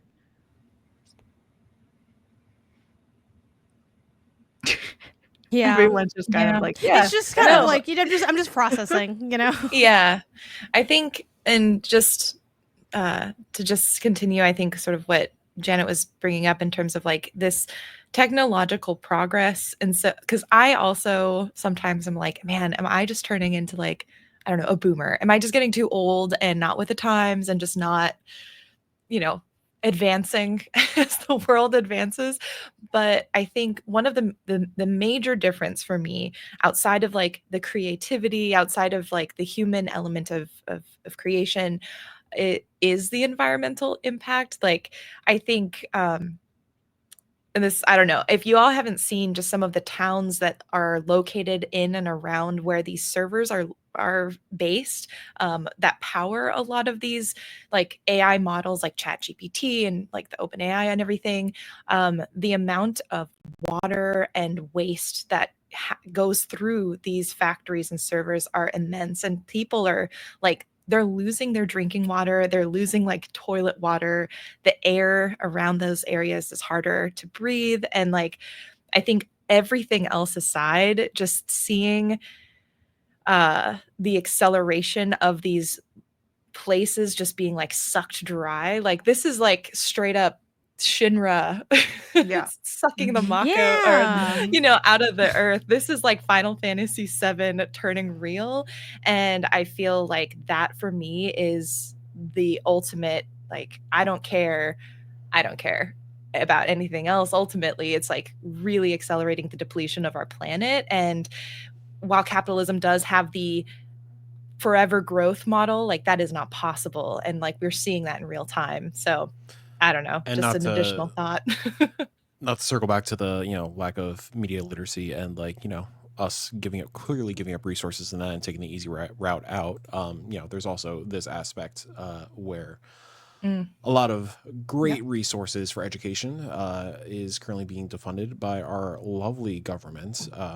For audio listeners, pulling up a New York Times article about conservatives get the PBS and NPR cuts that they've wanted for decades. We're fucking just going to like a dystopian goddamn future. And no, Jenny, I'm gonna fight back. I don't think we're just the boomers. I just think we're, I don't know, hopeless romantics, maybe. Hippies, yeah, that works too. Yeah. Which I'm like, tech people, why can't you get more hip? Everything's art. Like, they're like, yeah, but like, I'm also like kind of making more money than you, and I'm like, that's fair, but like, you have to act like it, Like, I don't know. At least I got a fucking soul. I do think the to kind of, at the risk of making this conversation a little bit too messy, but just to kind of circle back to like the unfortunate viability of leaning more heavily onto like AI for coding. Like, I would say they have to redo it anyway, so like it sucks, they're gonna hate it. I think the advent and I don't know, maybe it'll be limited popularization, but the existence of vibe-based coding as both like a term and something that I think people relate to shows that it is unfortunately like somewhat viable for people to use. Which, just to be brief, vibe coding is like the term that got thrown around for coding that like basically like leans heavily on using like AI or like AI like tools. Like Microsoft Copilot is like very popular for coding, and it is kind of this like prompt refined rework. Sometimes again they're used maybe for prototypes or whatever, but like there's people doing it, and it would not surprise me if we continue to lean into that. Like, I don't know how extreme it's going to get. Again, college is always behind reality, which maybe in this case, kind of convenient for slowing down the AI process. But like, I fear there will be a prompt engineering degree that will exist where it's like, oh, or also, and the thing is too, like at a certain point, I think it does become that shift of like people coming up and getting educated now, like if they just kind of always grew up with it. Because there's also like, it's that tough thing of like, I think so much of like environmentalist conversations have been like positioned back on like major corporations, which I agree with. I don't think that means you shouldn't do anything on the individual level, but I do agree that like, unfortunately, so much of it is like that top 1% of the country. But what if we're getting like negative stuff from both ends, which I guess has been the case for like the environment forever, right? Where there's like on a small scale, you know, people are not recycling and using Shein and doing stuff. And I've been guilty of plenty of environmental catastrophes as well, but on the big scale, so it's coming from both directions. And I guess now what's scary is that like it's coming more rapidly from both directions because we have like corporations that are like, you know, profiting off of this, but also like everyday people who are like use it, and then people who also like, I don't know, they don't have these conversations, they haven't thought about it, they don't really know what's going on, and they also feel like, well, what's like wrong with my one little thing, you know? Well, can I do something a little problematic as a treat, right? So I'm already a good way through do I start, you know? And that's kind of, I guess maybe we could bring it back to games where it's like, in the case of something like the altars, and I don't think there's a clear right or wrong answer, but it's like, okay, maybe you wouldn't have signed up if you knew before, but if you're already partway through it and liking it, like, what do you do? Are people finishing it? Are they not? Are you covering it? Like, what, you know, I'm curious how y'all feel about it. Cause I'm not going to lie. I wonder if there's like if some crazy thing came out about like Claire Obscure when I was halfway through, I fear that I would finish it, you know? And does that mean like, is that bad? Like, should I have like harder lines for that? And like, how do y'all feel about that in terms of like your gaming and your coverage? I think that's such a hard question, and it goes along the line of like questions we've asked before in terms of just like terrible hostile things happening, and how do you deal with that, and how do you make the decision to back something or not, or support something or not. I think like with the altars, it's an interesting discussion because like I said, I do like the altars. I didn't dive very deep into covering the altars because personally I felt other people were doing that and it wasn't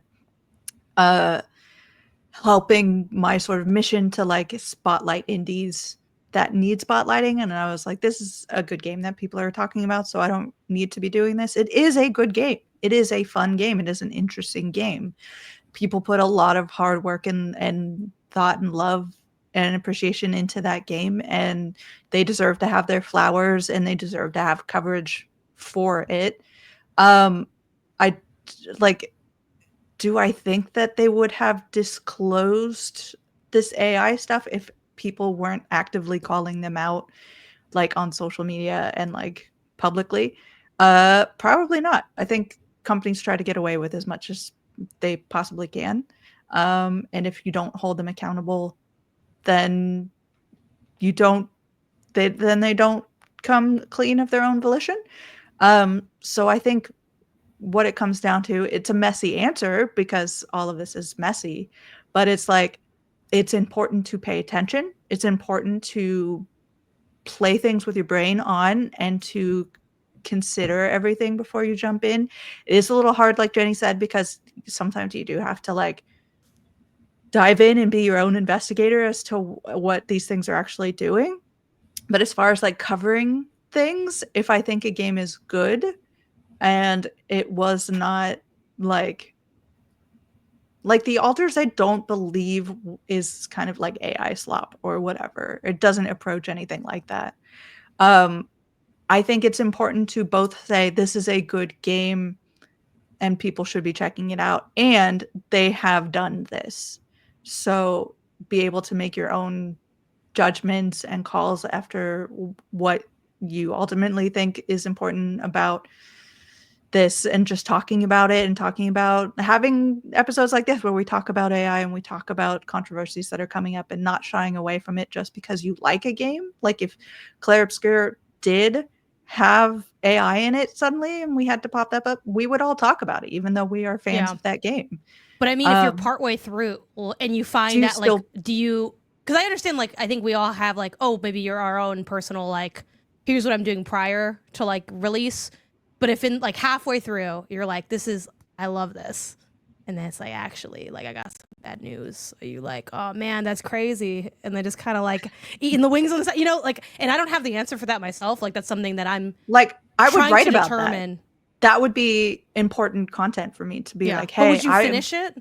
Yeah, I would finish it and be like, not only to understand the game that I've started playing, but to understand, like, is this a bigger role in this rather than just something I stumbled upon, to sort of dig deep into it. I think if you are halfway through something, it's hard to just sort of turn away and be like, it's a little performative at that point because you own it, you've played it, and now there's something you need to explore to talk about.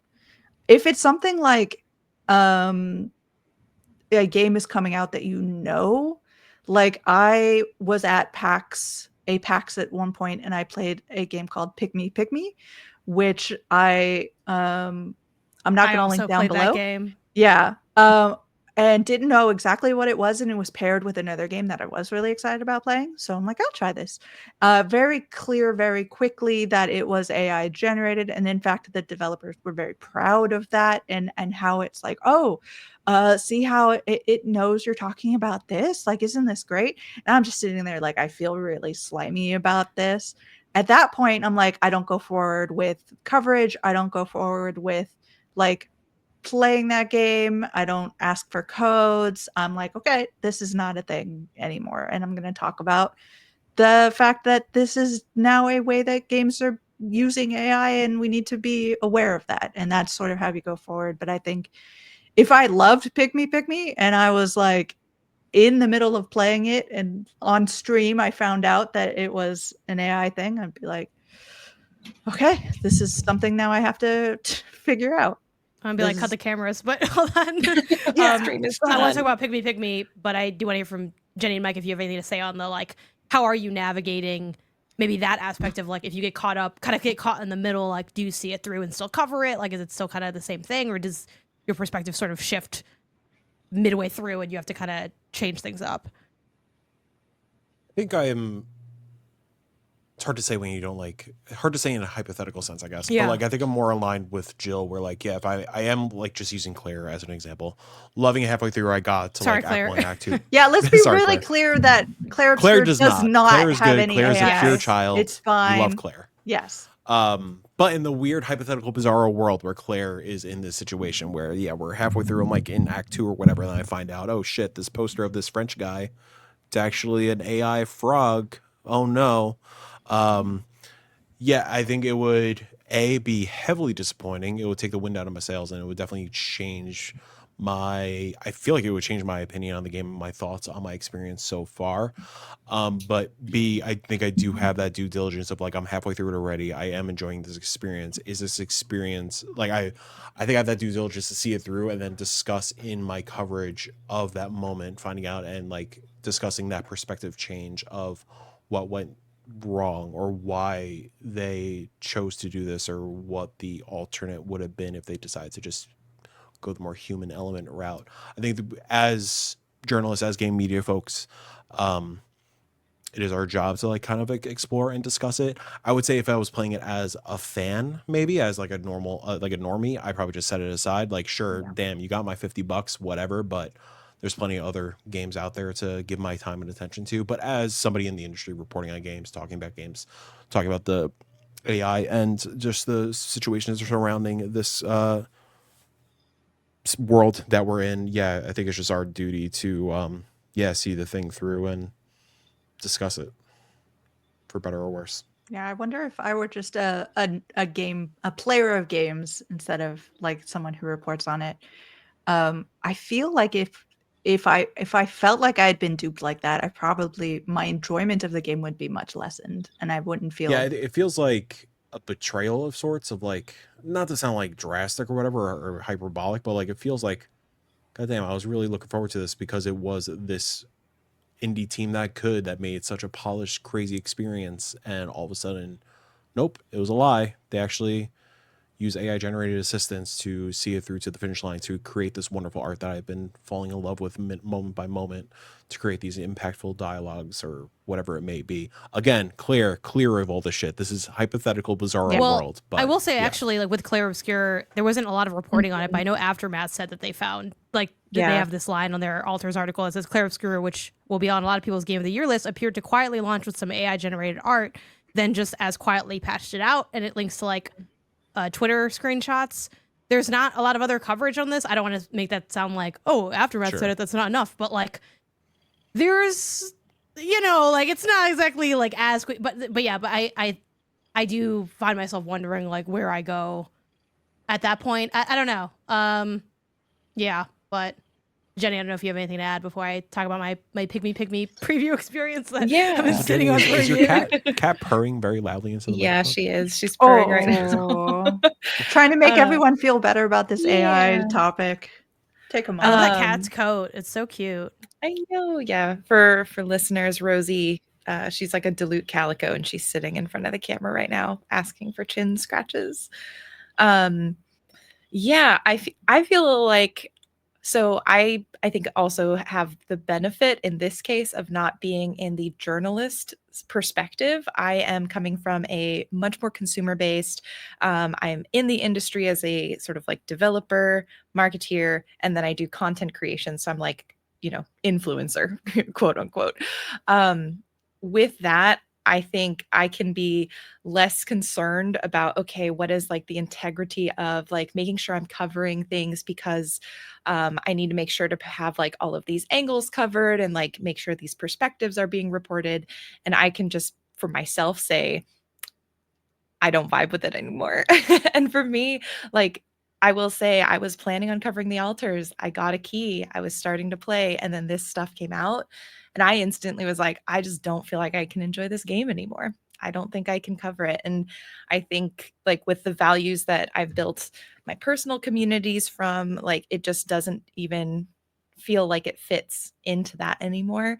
So it feels like it would be disingenuous of me to even cover this and talk about how excited I am when for me it has these fundamental elements now that I can't escape. And so for me, I think I'm taking a little bit of a harder line on it. I feel like it's almost kind of like smoking back in the day, where it's like we used to smoke, well, not we, but like society America, used to, yeah. America used to have like smoking around everywhere. And it wasn't until like places started saying just no, absolutely not, did it start going away. And now it's like pretty much people are like, yo, smoking's not cool, like don't do it, you know. Obviously people still smoke, but it's like much more looked down then upon. vapes came. Yeah, and then vapes came back. Before the vapes came, we were like sitting real good. Exactly. But I feel like we almost need something like that mentally, where it's like, hey, we need like a no smoking sign for AI, because otherwise, what will stop people from just being like, let's just sneak it in, let's just use it, you know? I don't know. And I know it's like everywhere already, but I feel like at some point we do have to have a line, because otherwise then there would be no line. Like they said, 0.3%. Just a little bit. And that's like the tough thing where it's like, well, what at what point if it was found out was in it again? Yeah, so it's. I think I'm gonna have to like kind of be, which oh my god, this sounds like the Altars apology thing. I'm gonna like move with things as it goes, but like I don't think I can make like a big declarative statement. I will say like I had started the Altars, the story came out, and I kind of like it took the wind out of my sails a bit, and then also I was like, do I need to play this game like in general anyway? So kind of was like a moment of sort of convenience for me. But I'm not gonna lie, if the game was really, really big, or I was really in love with it and was already partway through, I don't know that I would stop. I think it'd be a case by case basis, but I feel like it's, if you're not lighting my world on fire, which very few games do anyway, just because it's a high bar, I feel like it's easy for me to walk away and cover something else, because there's lots of things I'm not covering. So it's like, why should I continue to give my time? And then I think too, like, even though I am more on the media side, I also think I am like, I don't know, I consider, not literally, because there's other angles to come at things at, like I think it, you know, you see this in the journalistic side all the time, like a lot of the Verge's technological coverage is interacting with these tools for the sake of covering them, and I think that makes sense. But like I'm not expected to play every game, nor can I play every game. So I do think I want to avoid being like, this is one of my favorite games ever, but like maybe you shouldn't play it, but I did for you. It's like, I don't know. Like, it kind of puts me in a weird spot. So I'm just hoping that there's more stuff up front to like give me that disclosure ahead of time. Yeah. And I won't be tempted with the like, well, it's already installed. You know what I mean? Where it's like I'm kind of already like sort of can forgive myself for it in a weird way. I think that's like kind of the reality of like hypothetically, sure, I would love to like say that like I would do a deep dive piece on like what does this mean for the game that I fell in love with, but like in reality, I'm looking at my Steam library right now. I see the amount of new to libraries I see that are probably worth more of my time and energy and attention than something that was taking a cheeky little shortcut. Yeah, and like I'm also like in the weird situation of like I do PR marketing, I do the showcase productions, I do I'm starting to do the TikTokies a little bit, I'm doing the media stuff a little bit. I'm all over the goddamn place. I've seen some of those. They're like, really good, Mike. I'm trying, thank you. I'm all over the place anyways, so like realistically, sure, I would love to do a deep dive on like what this means for the game and like how it impacted my feelings and whatnot. Realistically, no, I'm gonna go jump to I don't know, Many Nights of Whisper instead and give that my attention, Which you should if you're watching. Which I very should. That's one of the ones that says new to library. Okay, so pick me thing. Yeah. Okay, I'm ready, Janet. So you're like, obviously this was AI.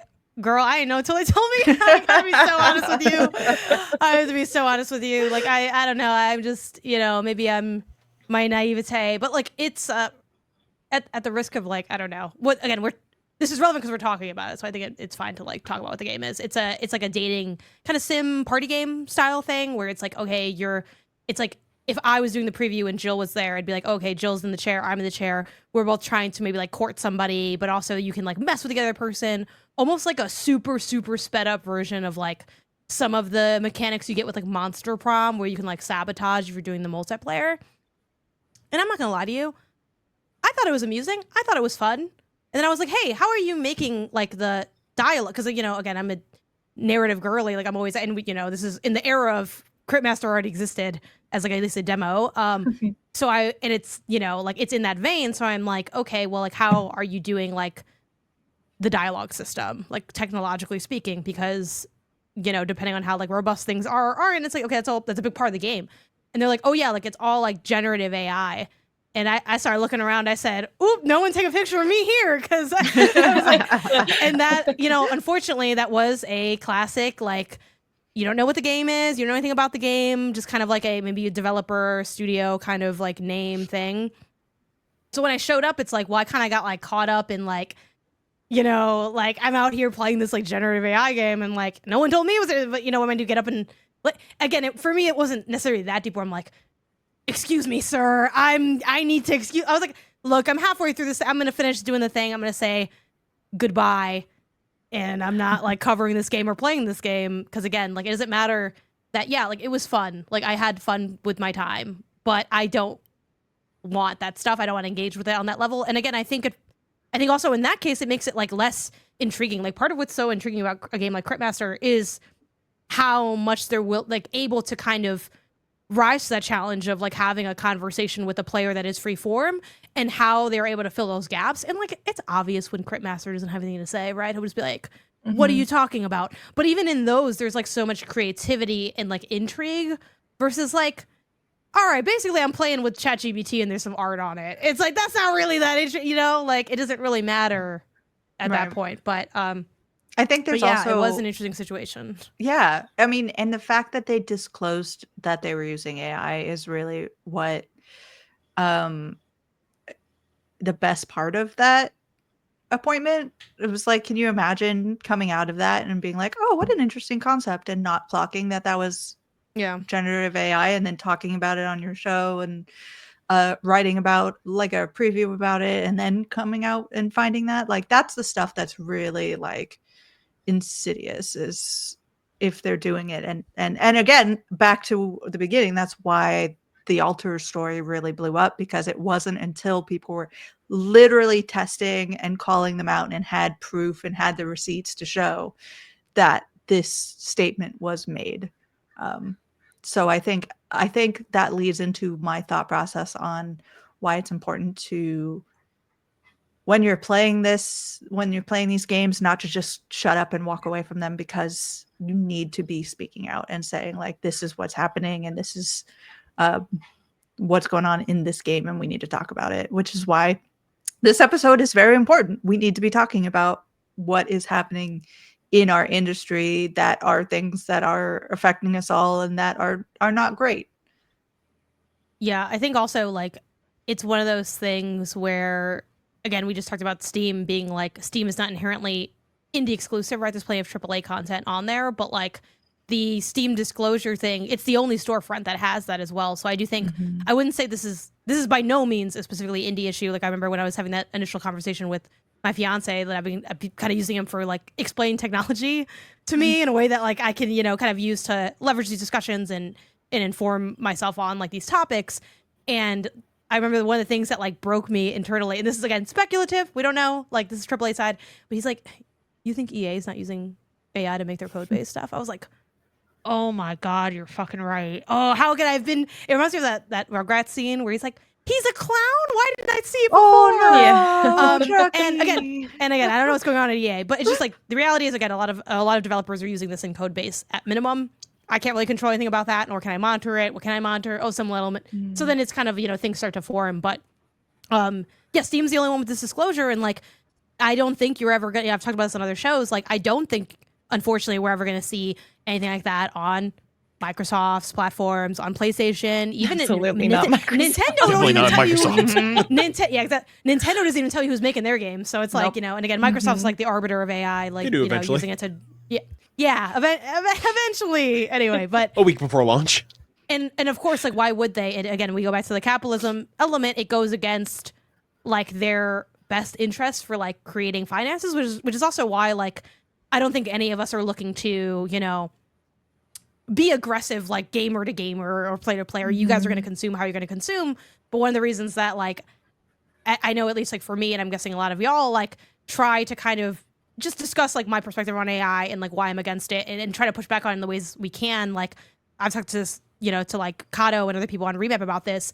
The reality is, yeah, maybe this is kind of here and it's like encroaching on things, but if I can help slow things down or be on team slow it down as much as possible, that's the position I want to be at. And, you know, Steam is one of the only like places where you even have the option to have like that information even be present. Even though, again, not a perfect system. And, you know, Steam has their own reasons for that. It's not like Steam's like, I love art. Like, you know, it's like Steam's also trying to make money. But that's kind of the point. I think the point about pushing against corporations is like, and again, my opinion is that it's like, I don't know, morally more right to be like anti-generative AI, I suppose, right? But like, the more you make doing the right thing financially viable, the more things will shift in a positive way, where it's like, I'm glad the alters had to do their PR, because it's like, okay, like, I want people to feel pressed. I want you to feel like you have to hide this from me, because if you don't, it's going to hurt your bottom line. And, you know, that's my dream, which is like, you know, it's, you kind of see this that is a little bad, bit. you should feel bad. Yeah, like, because it, you know, like, and have that, like, have a marketing impact. So, you know, people are going to make their own decisions, but I think it's an important thing to bring up. And I think we all wanted to talk about it because, like, it affects the indie space.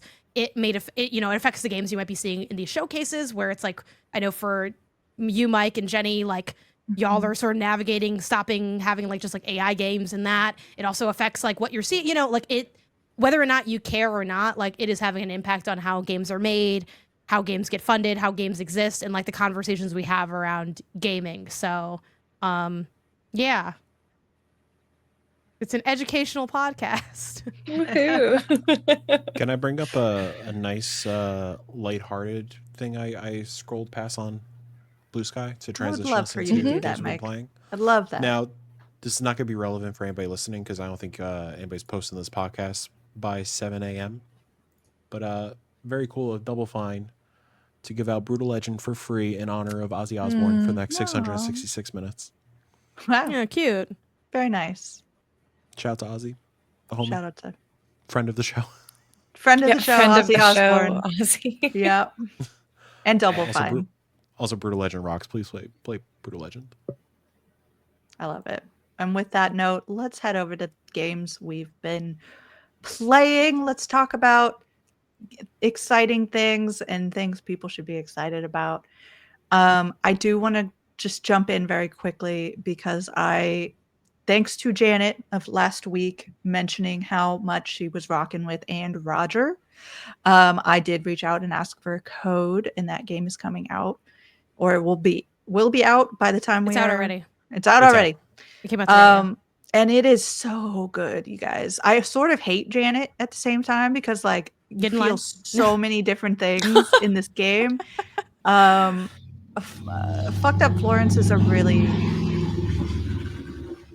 Sorry, there was a motorcycle that just drove by my drove by. house. Just drove Wow. through your They're on their way living to play and Sorry. Roger. Yeah. Oh my gosh. Gotta go I love now. the reaction of all of us Bye. were like, was that us? Was that? Yeah. No, making sure. I opened Steam at that moment. I'm like, is the Anne I did Roger too. page really aggressive? Like, I don't know. But no, Fucked Up Florence is a kind of interesting touch story, but as I was playing it, it really is a very different experience. I hope that it has the same kind of like success, because people still reference Florence, and Mhm. it does Yeah. have the benefit of being this kind of like low controls. It's not like a huge controls based game. It's very narrative, but the controls that are in it, the mechanics that are in it are very creative, and they vary from almost moment to moment, and you're doing such different things that in order to be that creative and that intuitive, it is a real marvel of game making, because this game has no real like dialogue with the player. You just and it kind of works because with the story, which I don't want to spoil at all, like being a bit confused makes a lot of sense for the game. So the fact that they're able to put that in without making someone frustrated and to feel like this game is working exactly the way it's supposed to, so it's masterfully done. It's really hard to do, and it's really easy to overlook when it just works, because this all does just work.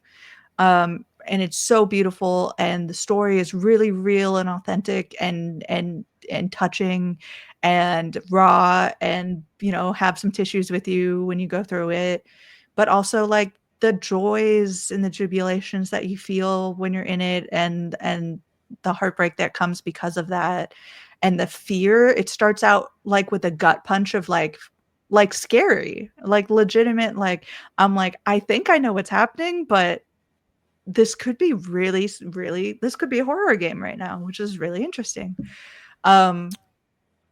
Yes, Janet. I do have one question. Initially, I was going to have two, but I feel like you already answered one of them, which one of the questions I was going to ask was, how does it deal with, like, is it like handling, like, sensitive topics well? But I feel like if it wasn't, you would have led with, it fumbles with that. So No. I'm skipping that Yeah, question. no, it's a sensitive topics, and it is a really human look. It's not a sugar-coated look at. So I have just one question. Okay. So I definitely think, I'm pro like having options for what's the word? Content warnings. I think like games should be better about that. And I wish there were like more tools for that. However, I also am someone that like because I do not need content warnings for things, like I don't want spoilers on stuff. So I definitely don't want you to spoil anything, but I do want you to answer the question of, this game just started off, like I played the 10-minute demo of the 1 hour-ish game. It starts off really like stressful and scary. There is a scary parent-child dynamic. Without spoiling the game, if people maybe are like uncomfortable with that from like a player perspective, they're like, this isn't really the kind of story I want to experience. Do you think for those people, it's worth them maybe pushing past that? AKA, is there more to this than like how it kind of sets it up? Or do you feel like, honestly, if you don't want that kind of like trauma, scary vibe, just skip And Roger? And obviously, again, if you don't want that at all, like maybe just skip And Roger in general. But I'm curious how you would answer that now that you are through it. I would definitely push past it, because what you learn past the demo, looking back, changes the way that you see what has been Cool. happening.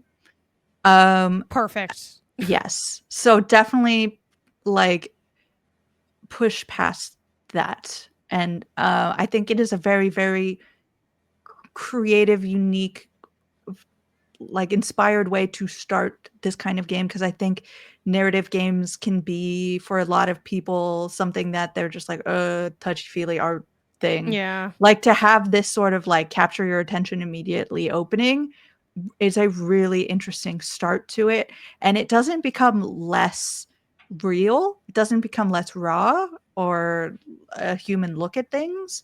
um but it doesn't have those elements of like horror past a certain point, and then you look back and you see why they were that way, and you're like, oh, okay, this is a very interesting way. This is a very, very humanistic look at things that don't get humanistic looks a lot of the time. And I'm trying really hard not to spoil anything, No, you because you I did really, a great really, job. I That's like really exactly want what I people to wanted. like, I want people to experience it the way I did. And this game is really like an hour to 2 hours Yeah, max. I'm literally probably just gonna play it tonight. Yeah. Like knock legit, it if out. you're watching this right now, just download it and play it for an hour tonight. And there you go. Yeah, Oh and my god. it's only $3.99 right now, 20% off from $4.99. So like this is one where I was dragging on the code request and then it came out and I'm like, cool, I'll just buy it because it's like really affordable. So that's also sweet. Right. And it's just, I think, one of the best games of the year. I really think it is worth your time. Jill, stop. I'm so excited. I'm vibrating with excitement right now because this is like when I played this demo, I was like, holy cow, if they nail it, and you're like, dude, they delivered. I'm like, oh my God, yes. This is what I've been waiting for. Okay, so yeah, it's one of those things where it's like, it's so short, it shouldn't take up as much space. There shouldn't be as much real estate in my brain for it.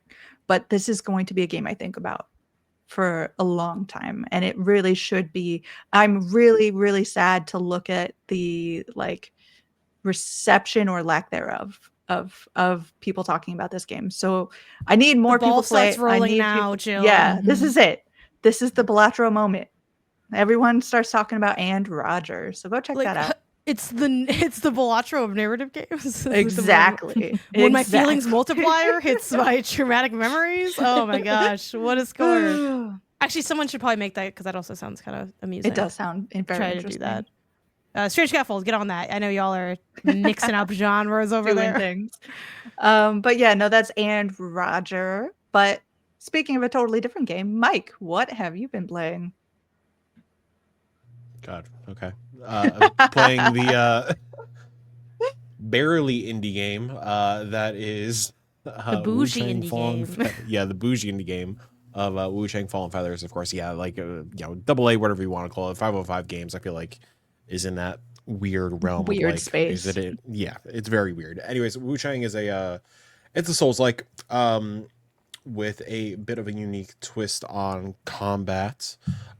You follow a protagonist named Wu Chang, waking up just stricken with amnesia, and your arm is all full of feathers, and you learn that there's this plague in the world that is causing people to get really sick and die, and also these gnarly creatures to spur up around the world.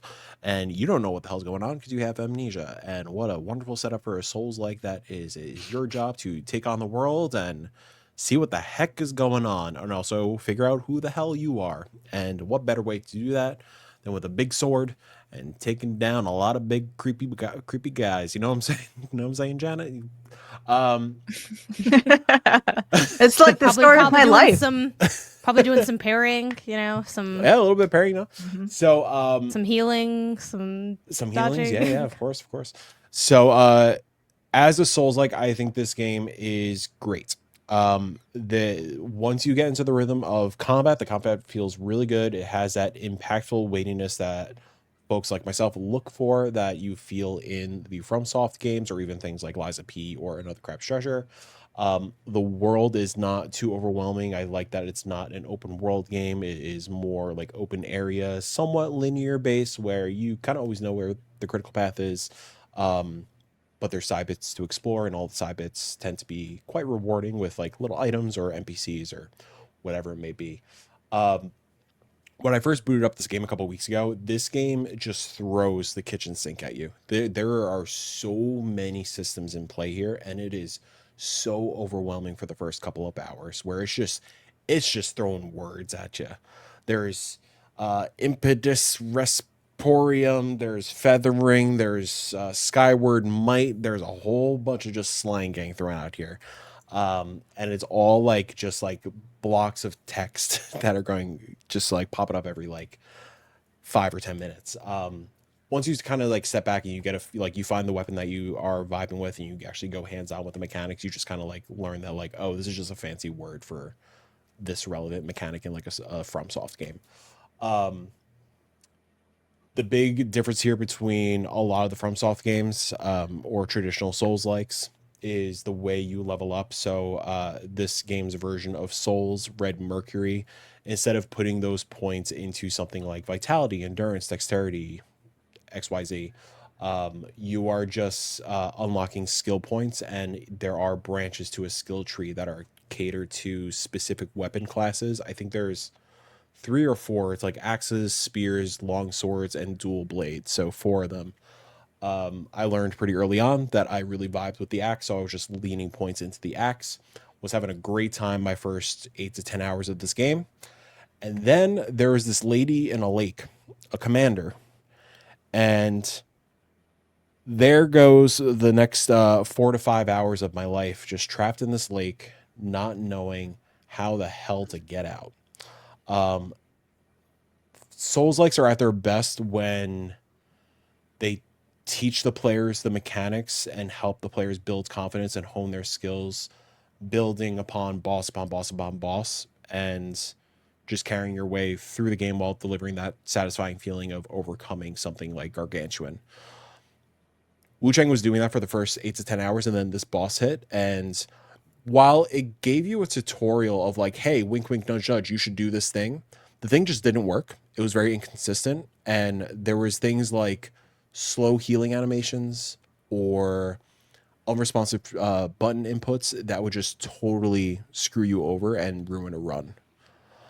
It was just skill checks are appreciated in this genre, but like only when it makes sense and it's like building towards like a proper like, oh, okay, you've mastered your skill set for these past 8 hours. Okay, here's where the game actually begins. Test your might. This boss does not do that. It is just like it throws everything out the window and it's just like, good luck. When the reviews dropped last night, by the time of this recording, a fellow reviewer DM'd me. I was like, hey, the boss you're referring to, Lady in the Lake. I was like, yeah. It's like, do you want a tip? It's like, sure. A specific weapon has parry. She's not too hard to parry and counter. Try that out. I wish I knew that. I wish this game told me that there was a parry mechanic in this game, and I don't know why a parry mechanic that is usually universal across all weapons is tied to a specific weapon class. So thankfully I was able to respec. I put it all towards that weapon. I learned the parry and countering mechanic. Critiques still exist that it is overtly punishing. There's still like unresponsive button prompts and slow animations that are being taken advantage of, and just a boss being brutal just for the sake of being brutal. But happy to report that like a couple hours ago, I did beat this boss finally after 5 goddamn hours, so I could see through the rest of this video game. Was Because the lady in the lake? Did you come out as the King of England by any chance? Maybe, yeah, maybe, yep. But despite like me bashing my head against the wall for legit like 4 hours on this boss, I didn't want to throw in the towel because of how good the combat feels and how like great the world is and how intriguing the narrative is so far.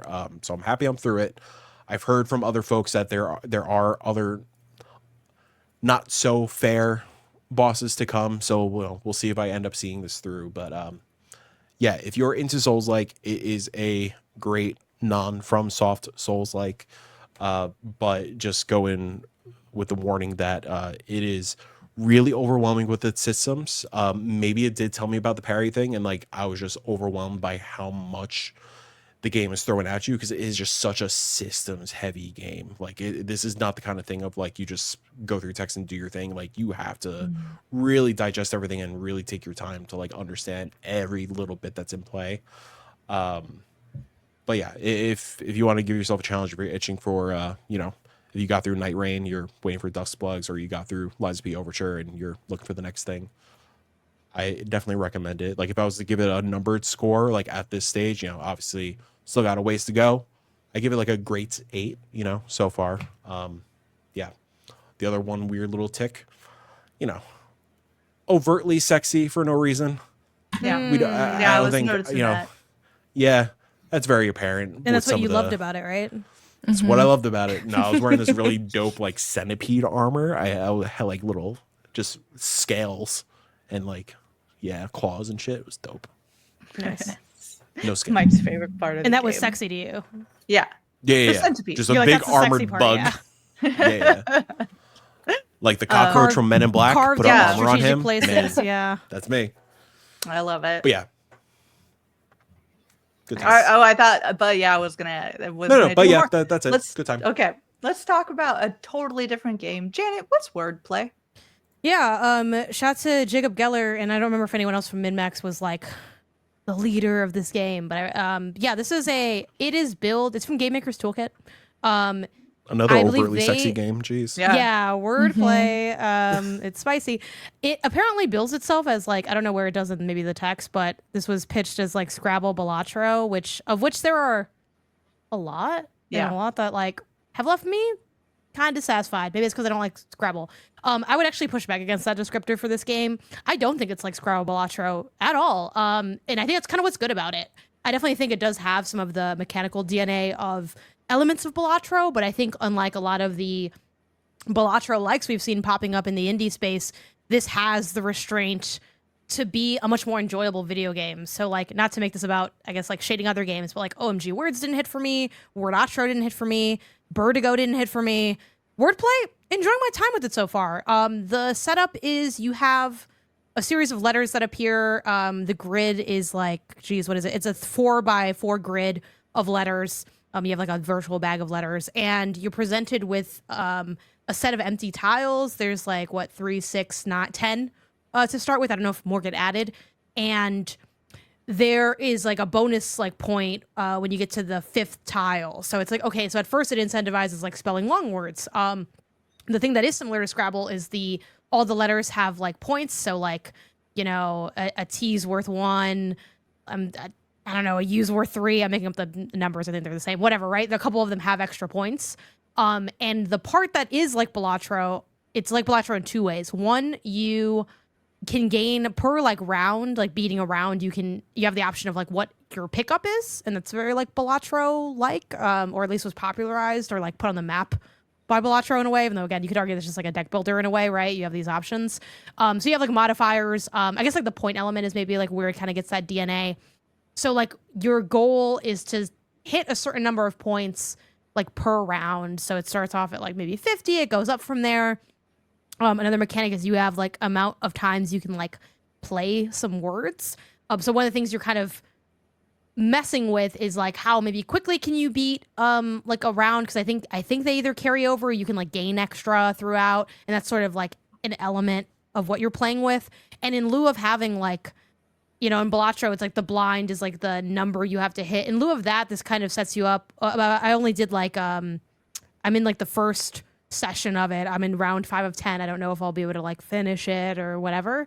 But one of the things that it presented that I thought was really interesting was like situational challenges. So like I hit a round where like this round, the first letter is determined for you. And it's like, it starts with a C, and then you have to just like figure it out from there. And then each one it's different. So I think that's like a fun twist on that formula that also feels like more word focused. One of my beefs with a lot of these like Balatro like word games is it sort of is treating it as if it's like a regular deck builder, but like building a deck is different than trying to like spell words.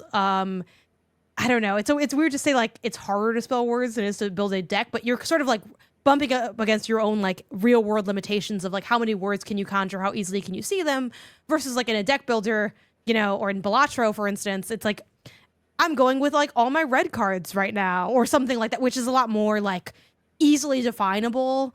Like I'm not like, oh, thank God I drew an A and an E and now I'm going to spell drawer again. Like the same like mental loop does not happen in word games. And I feel like that's been, for me, having played a lot of these, the challenge that designers are kind of coming up against in my experience of like, it's exciting because it's like a deck builder, but it's words. I'm like, yeah, but some of the stuff doesn't translate as well. And I think in my somewhat brief time, like half an hour or so with wordplay, this feels like a good one of those where it's centering the fun and challenges of being put in different like word challenges more so than being like, I'm gonna hit a huge multiplier. Again, there's still like things getting added to your score, but it's not like chasing the game-breaking high of Balatro, which I think is smart because it's not gonna capture it because it's a very different style of game. So I don't think designers need to be seeking it.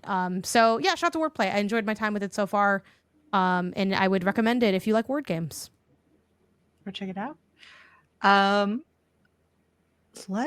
Do you want to just very quickly, we talked about Slay the Spire last time and your budding love for it, Janet. Yes. If I could have the floor, I have would the love to talk victory about Slay lap. the Spire. Yeah, this is the, George Bush era we did it banner, which means we did it, but also there's more to do, so not really. But yeah, Slay the Spire, I don't know if you all have heard of this game before it came out in 2019. Yeah, I've been playing this. I finally cracked the code. Shout out to Chia over on Remap Radio. I was talking to her about the game. She's very much like a card game person. And was horrified to hear how little I'd been getting rid of my cards from when I started the game. I said, it's a deck builder, not a deck destroyer. I'm collecting these cards. I have a hand of like 36 cards and I'm suffering. Once I learned, which again, this is like deck building 101, I fear, but I had to learn it, which is like how much it's based on like improving your odds of getting like a good hand or the hand that you want. Once I let that go and realized, okay, I need to be getting rid of these basic cards as quickly as I can. And also like not picking up every card I got.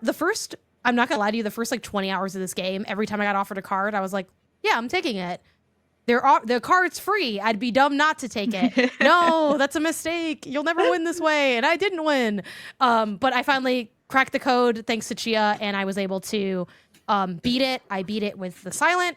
I beat it with the Ironclad. I beat it with, I think his name's the Automaton. I've been calling him Orby because he has orbs around him. I haven't done the Watcher yet, and I haven't done, without like super spoiling it, which I know sounds dumb, this game's old as shit, but I was played it for the first time, and I like not getting spoiled on it. There's like a chest that's like shown to you towards the end that like lights up, and I've been like, I want to open it, and I opened it. There's more going on after opening it, which I'm glad I didn't know because I wanted to like be surprised and have whimsy. But when you try to have whimsy in a game, you get your ass whooped. So that's the con. I went in ill prepared for opening that thing, and I suffered dearly for it. But yeah, I've been really loving it. I have over 40 hours in it now. I'm officially in line for Slay the Spire 2, baby. But yeah, excited for that game now to come out because I'm like, I think I am a Slay the Spire sicko. I don't know if I'm going to be a deck builder card game sicko. That seems like a lot of work. It starts small. I hope Janet. so. Starts small. I want to play Inscription. You don't think I've tried? You don't think I've tried to beat Balatro on my own? I have 20 hours in Balatro and very little to show for it. But I think I'm starting to like see what's going on. So if you are like me and you just don't play card games, don't play deck builders, don't understand them, don't do well at them, don't care for that, like, this one really clicked for me, and I think the last shout I'll do is, I forgot if I said this last episode about like me playing this, but I was chasing the joy that I got from Claire Obscure's synergy of abilities, and I found that joy again in Slay the Spire, and I'm now realizing, oh my god, is this what all the deck builder people have been like yapping about this whole time? I guess I blocked a lot of it out of my own ignorance, so I'm ready now to catch up on these games. So yeah, don't be surprised if you hear more. Oh, Monster Train, people have been in my ear about Monster Train's really good. You should play it. So we'll see the route I go down with this. But yes, I have slayed a Spire. I guess I haven't slayed the Spire in a way, but I'm working on it. Congratulations, Janet. Yay! Thank you. I do plan, I'm not joking at all. I do plan to go out to the bar to celebrate this because I told Isaiah, I'm like, when I finally get this, we gotta like ham it up. So I'm definitely I've been out of town and sick, but now I'm neither of those things, and I'm victorious. So I will be posting my victory beer on Blue Sky I love later. it. I'll keep an eye out Nice. for it, everybody. Before we head to our next game, Mike, do you want to abandon us? Yeah, sorry, I got to run and do some chores before it gets too dark outside. It is late here on the East Coast. Okay, because there are things we want to talk about without you here. Yes, I am looking forward to playing all the games you're about to talk about. They're on that new to library list. Looking forward to playing them. But until then, I will wear my Wheel World hat instead and go on the bias that Ghost Bike is a better game name. Ghost Bike was a way better name. I'm not gonna lie, 100% with you on that one. But I'll see you next week. Enjoy. bye. Bye. Night. And there So were quiet 3. without him. Yeah. Jenny, let's talk about Wheel World, which was Ghost Bike at one point. How are you liking it? I am liking it. So I'm only about an hour and a half, maybe 2, just under 2 hours in, so I'm not done yet. But so for folks who haven't seen it yet or don't know about it, Wheel World, it's developed by, oh my gosh, I'm blanking. It starts with an H. Meshoff. Okay. I was like, there's an H somewhere. I in was there. never sure if it's like Meshoff or Meshoff. Okay. It's- We'll it's go a- with you know. Meshoff for now. Yeah. And it's published by Annapurna. This game is you play this character named Kat who stumbles upon a bike spirit, essentially, named Skelly. And you team up with this bike spirit to refurbish and race this bike to essentially help restore balance in the spirit world. And you get to explore the countryside as you do it and race bikes. I have been pleasantly surprised by this. I think if you are looking for a chill exploration based game where there is some racing, this will check those boxes. I would not go into it looking for a narrative. Like the narrative is just it's just hanging on to the handlebars a little bit. You know, it's there. I don't think the writing is the strongest point in this game. I think where I find the most joy is just getting on the bike, riding around and feeling like this is like the most ideal way to ride a bike. Like I feel like if Jill had a bike to enjoy, like this would maybe be the most ideal way for Jill to enjoy riding bikes. And I'm like, Yes. if Jill doesn't enjoy this, then there's no way Jill will enjoy riding bikes. But like this is like the most idealized version of that. And I love when games take things that are real and make them just much more enjoyable than real, like Power Wash Sim. Do I Yeah. want to power wash my house? No, not really, but I do want to do it in a game. Do I want to ride miles and miles and bike race? No, I just like riding to the coffee shop. That's like a 10-minute thing and then coming back. But in this game, riding your bike is so fun and it feels very tactile. The sound effects are incredible. I love like the crunch of the wheels as you get going. And while I'm not the big, like racing is fine. I do it because it's a thing to do. You unlock more boosts as you explore and visit the spirit, like turtles. It's just like a chill, solid game. I don't think it's blowing me out of the water. I don't think it's like, oh my God, I think this is a game of the year. But I think for the summertime, like right now it's 90-degree weather. I just want to vibe, just be in a world. And Exactly. Real World is that world. Yeah. Yeah. I have played just a little bit of it, like during the preview builds and things. Our coverage on the Indie Informer was done by Peter, who very interestingly said if you treat this game a little bit more like a bike sim than like a open world adventure game, then you might have more fun with it because it is very much like obviously made by people who love biking for people who love biking, and there are a lot of like bike in jokes and everything in there. So but it seems from what I have seen of people talking about it, anything from like it's it's pleasant. It seems to be kind of the general consensus. It's not world shattering, but it is a pleasant experience. My one worry, because I'm relatively early in the game, I think they said it would take around 5-6 hours is kind of the estimated runtime. My worry is that I'm in the like just about 2 hour mark, and it could get repetitive. I think that's the one fear that I have, is that like these races aren't going to do too much different as we progress, other than maybe just you got to get faster. So I'm hoping that as I finish or go through the rest of the game, that it offers up a little bit to change things up. But so that's probably my biggest apprehension at this, like maybe being a third of the way through ish. Okay, perfect. Let me try to open this dumb link because it's not letting me. I am going to talk, I think, one game up and then kind of just mention the rest of what I've been playing. But one game that I really want to celebrate that's just come out, let me see if I can push that. Is called The King is Watching. And I've been keeping an eye on this game, kind of pun intended, for a while. And I know it's my kind of game. It is one of those games where I got the code. I knew I was going to talk about it on the podcast. I got the code kind of late, so I wasn't going to be able to do like a full write up on it, even though I would love to have. I sat down to play this game and I was like, I'll play this just a little bit before like lunch or whatever. And then 2 hours later, I looked up and I was like, dang, I kind of missed lunch. Like, I was so into what I was doing. I was having a really good run. The basic idea here is this is a game that it's a lot of different genres.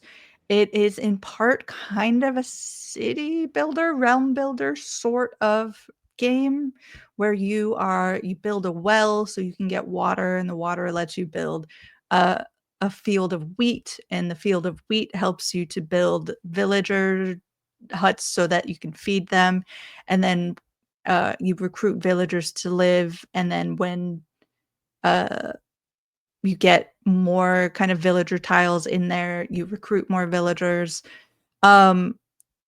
And then every like time is constantly going forward, so every once in a while a wave of enemies will come to attack your town. And then the villagers that you've recruited will go out and attack. And as you get more and more resources and more like advanced civilization within your town, you can recruit, like, now instead of just random villagers with pitchforks, you have archers, you have like skeletons, like it gets weirder and weirder as you kind of go along. The thing that makes this game particularly interesting versus other games that do this sort of thing is that the king who you are playing is always watching, meaning that you only have a certain field of vision. I think you can kind of see it in like right here. You can kind of see the shape, this golden shape here. That is your field of vision. You actually start out with just like 3 tiles. So you start out like that's your field of vision. And while you're looking, those 3 tiles work. But when you're not, like all of these wells right here, absolutely useless. They're not doing anything. So you have to constantly be looking at the things you want to be working in your city, kind of like micromanagement sim a little bit, so that you are like, if something's attacking, you need to be watching your like archers or fighters in order to like recruit them in case they die. So it's a constant juggle of like, what are the things that are important to be doing right now, what are the important things, and what things you put next to things really matters because of the way that your field of vision only allows for things in this area to actually work together. So it's a really, really interesting situation where like creativity becomes more creative when you have restraints. And I felt like that in this game, you really did have to think about things, and things fell apart if you didn't. And then it is a roguelike. So once you are kind of done with a run or you die, you collect kind of permanent tokens to bring back to your overall town, to get more boosts, to get more different types of advisors and modifiers and that sort of thing, to come back and try to do it again. And it is one of those games that's just, you cannot jump into it and have something else to do. You are going to lose track of time. You are going to accidentally just push past whatever you had planned, because you're going to be playing this game and it's going to take all of your mental capacity with what you are doing to actually play the game. So it's a huge amount of fun. If this is your kind of game, immediately go pick this up. If it's not, try it out, because it is a very novel way to approach this, and the kind of limited field of view actually makes it feel a little less intimidating, because you don't have to like think about the big picture a lot of the time. It's just like, what are these three things doing? So yeah, a lot of fun. I've had a ton of fun playing this game. The King is watching. It's out. Y'all need to go check it out right now, because I am like, this is one of those games that you're just playing at the end of the night, and just like while something is on TV or something, and you're just dialed in, ready to play and have a lot of fun. And Janet, maybe this will be your introduction to the city building tower defense genres. Maybe. It did kind of, the tiles remind me of Dawnfolk, which I feel like is another game I have Yeah. to go back to. I think that's Very much. that might be my intro. I mean, I'm mostly just playing Slay the Spire when the day's done. Like after this, Yeah. I'm gonna eat and then play Slay the Spire again. But there, you know, I get it. at one point that slot was open, and it'll open up again. And yeah, maybe this goes in there. Okay, another slot. I hope I can open for all of you. Phrasing. Okay. Is co-op kaiju horror cooking. I played it on my Friday stream. It is a multiplayer game, as the title implies. Wait, so you have friends outside of the show? Because we didn't play that with you. What happened? I need to get the council together to play this game. What, and be your sloppy seconds? No, thank Yeah, you. what? So- Oh my goodness. This is so much fun. This is so ridiculous. She's like, I was It thinking of you is- guys when I was playing, though. Yeah, It's like, definitely. yeah, Let's yeah, it's you the guys. thought that counts, right? No, this is a Strange Scaffold game. It is currently still in play testing. It does not officially come out until July 29th.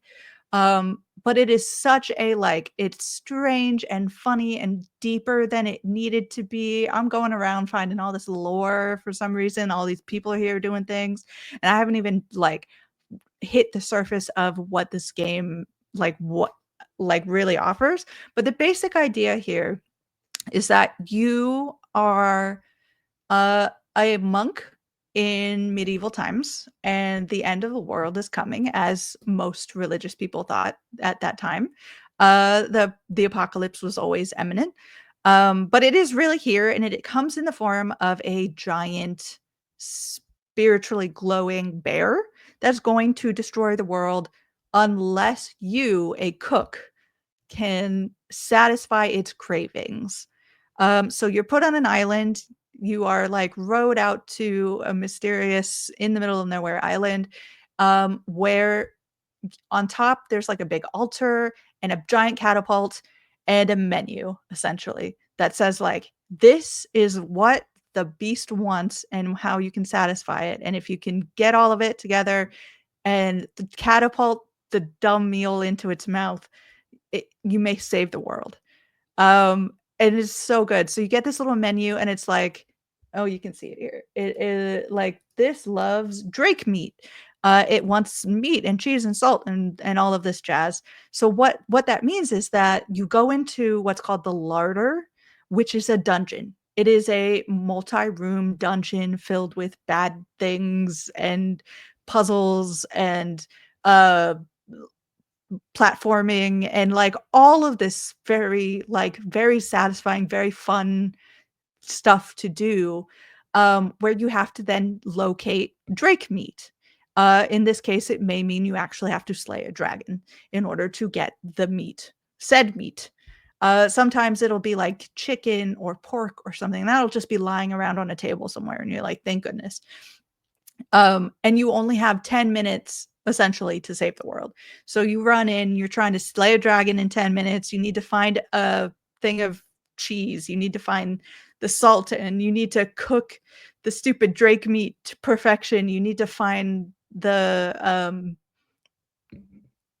cooking station that lets you chop things up so it's minced to perfectly. You have to avoid accidentally jumping into fruit or pepper or garlic or burning the meat, because that will make the thing angry. And it's so silly, and it's so much fun, and it's so ridiculous, and it's a little stressful, which all of these games should be. It is very like Lethal Company coded, because you're going into the thing to find the thing to come back, and you only have a certain amount of time or the world will end. And it's just in the way that Strange Scaffold makes these things that are just really absurd, but really like it really feels like you're up against certain stakes. It really is just a lot of ridiculous good fun. A lot of really Stakes. a lot of really funny like passive jokes, like you can change your appearance. And I can't remember exactly what the joke was, but it was like resting like medieval face or something. I was just like, that is so funny. Like all of these little tiny jokes everywhere. Things that you have to sort of see for yourself. I ran into this stupid room full of bats. I'm like, are these bats cool? Are we good with these bats? And you walk in and you're like, nope, not good with these bats, not good with these bats at all. And you die. Uh, and when you have multiple people, you can rescue people and bring their hearts back to the altar to like revive. But it's a lot of fun. It's I really hope people check it out, because it is definitely worth it, and coming out soon. And I didn't know I was going to love it as much as I did, and I absolutely. Strange Scaffold is having a great summer. And then very quickly, I just want to mention the Drifter, point and click pixel art, sort of really creepy time hopping game. It's mysterious. I like the way that puzzles work. I think there's a little bit of like, if you don't know exactly what to do, you can get a little stuck in a loop, which is probably the biggest drawback for me. But it's wonderfully voice acted. The art is fantastic. The logic to all of the puzzles has a certain sense to it. And I'm really liking where it's going. It's got some sci-fi elements to it. It's a mystery and kind of thriller as well. Ready to see what more about that. I did play Mycopunk, which is the Devolver Digital shooter with like evil, scary bugs and plants and mushrooms and things. And I'm not a big shooter, but it felt good and I liked the art. So people go check it out. Last but not least, Hell Clock is, I think I talked about this a little bit on the last episode, but we do have full impressions up again by Peter, who's done an amazing job this week doing a lot of different things. But it is a really fun kind of Hades like that is set in a time period you don't normally see. Very cool historical setting, a very cool kind of look to it as well. So go check that out. And there's a lot that's coming up next week, because indie games just don't quit. So I'm excited to talk about things that are coming out next week as well. But I think that's it, unless anybody else wants to jump in with something they remembered they played last minute.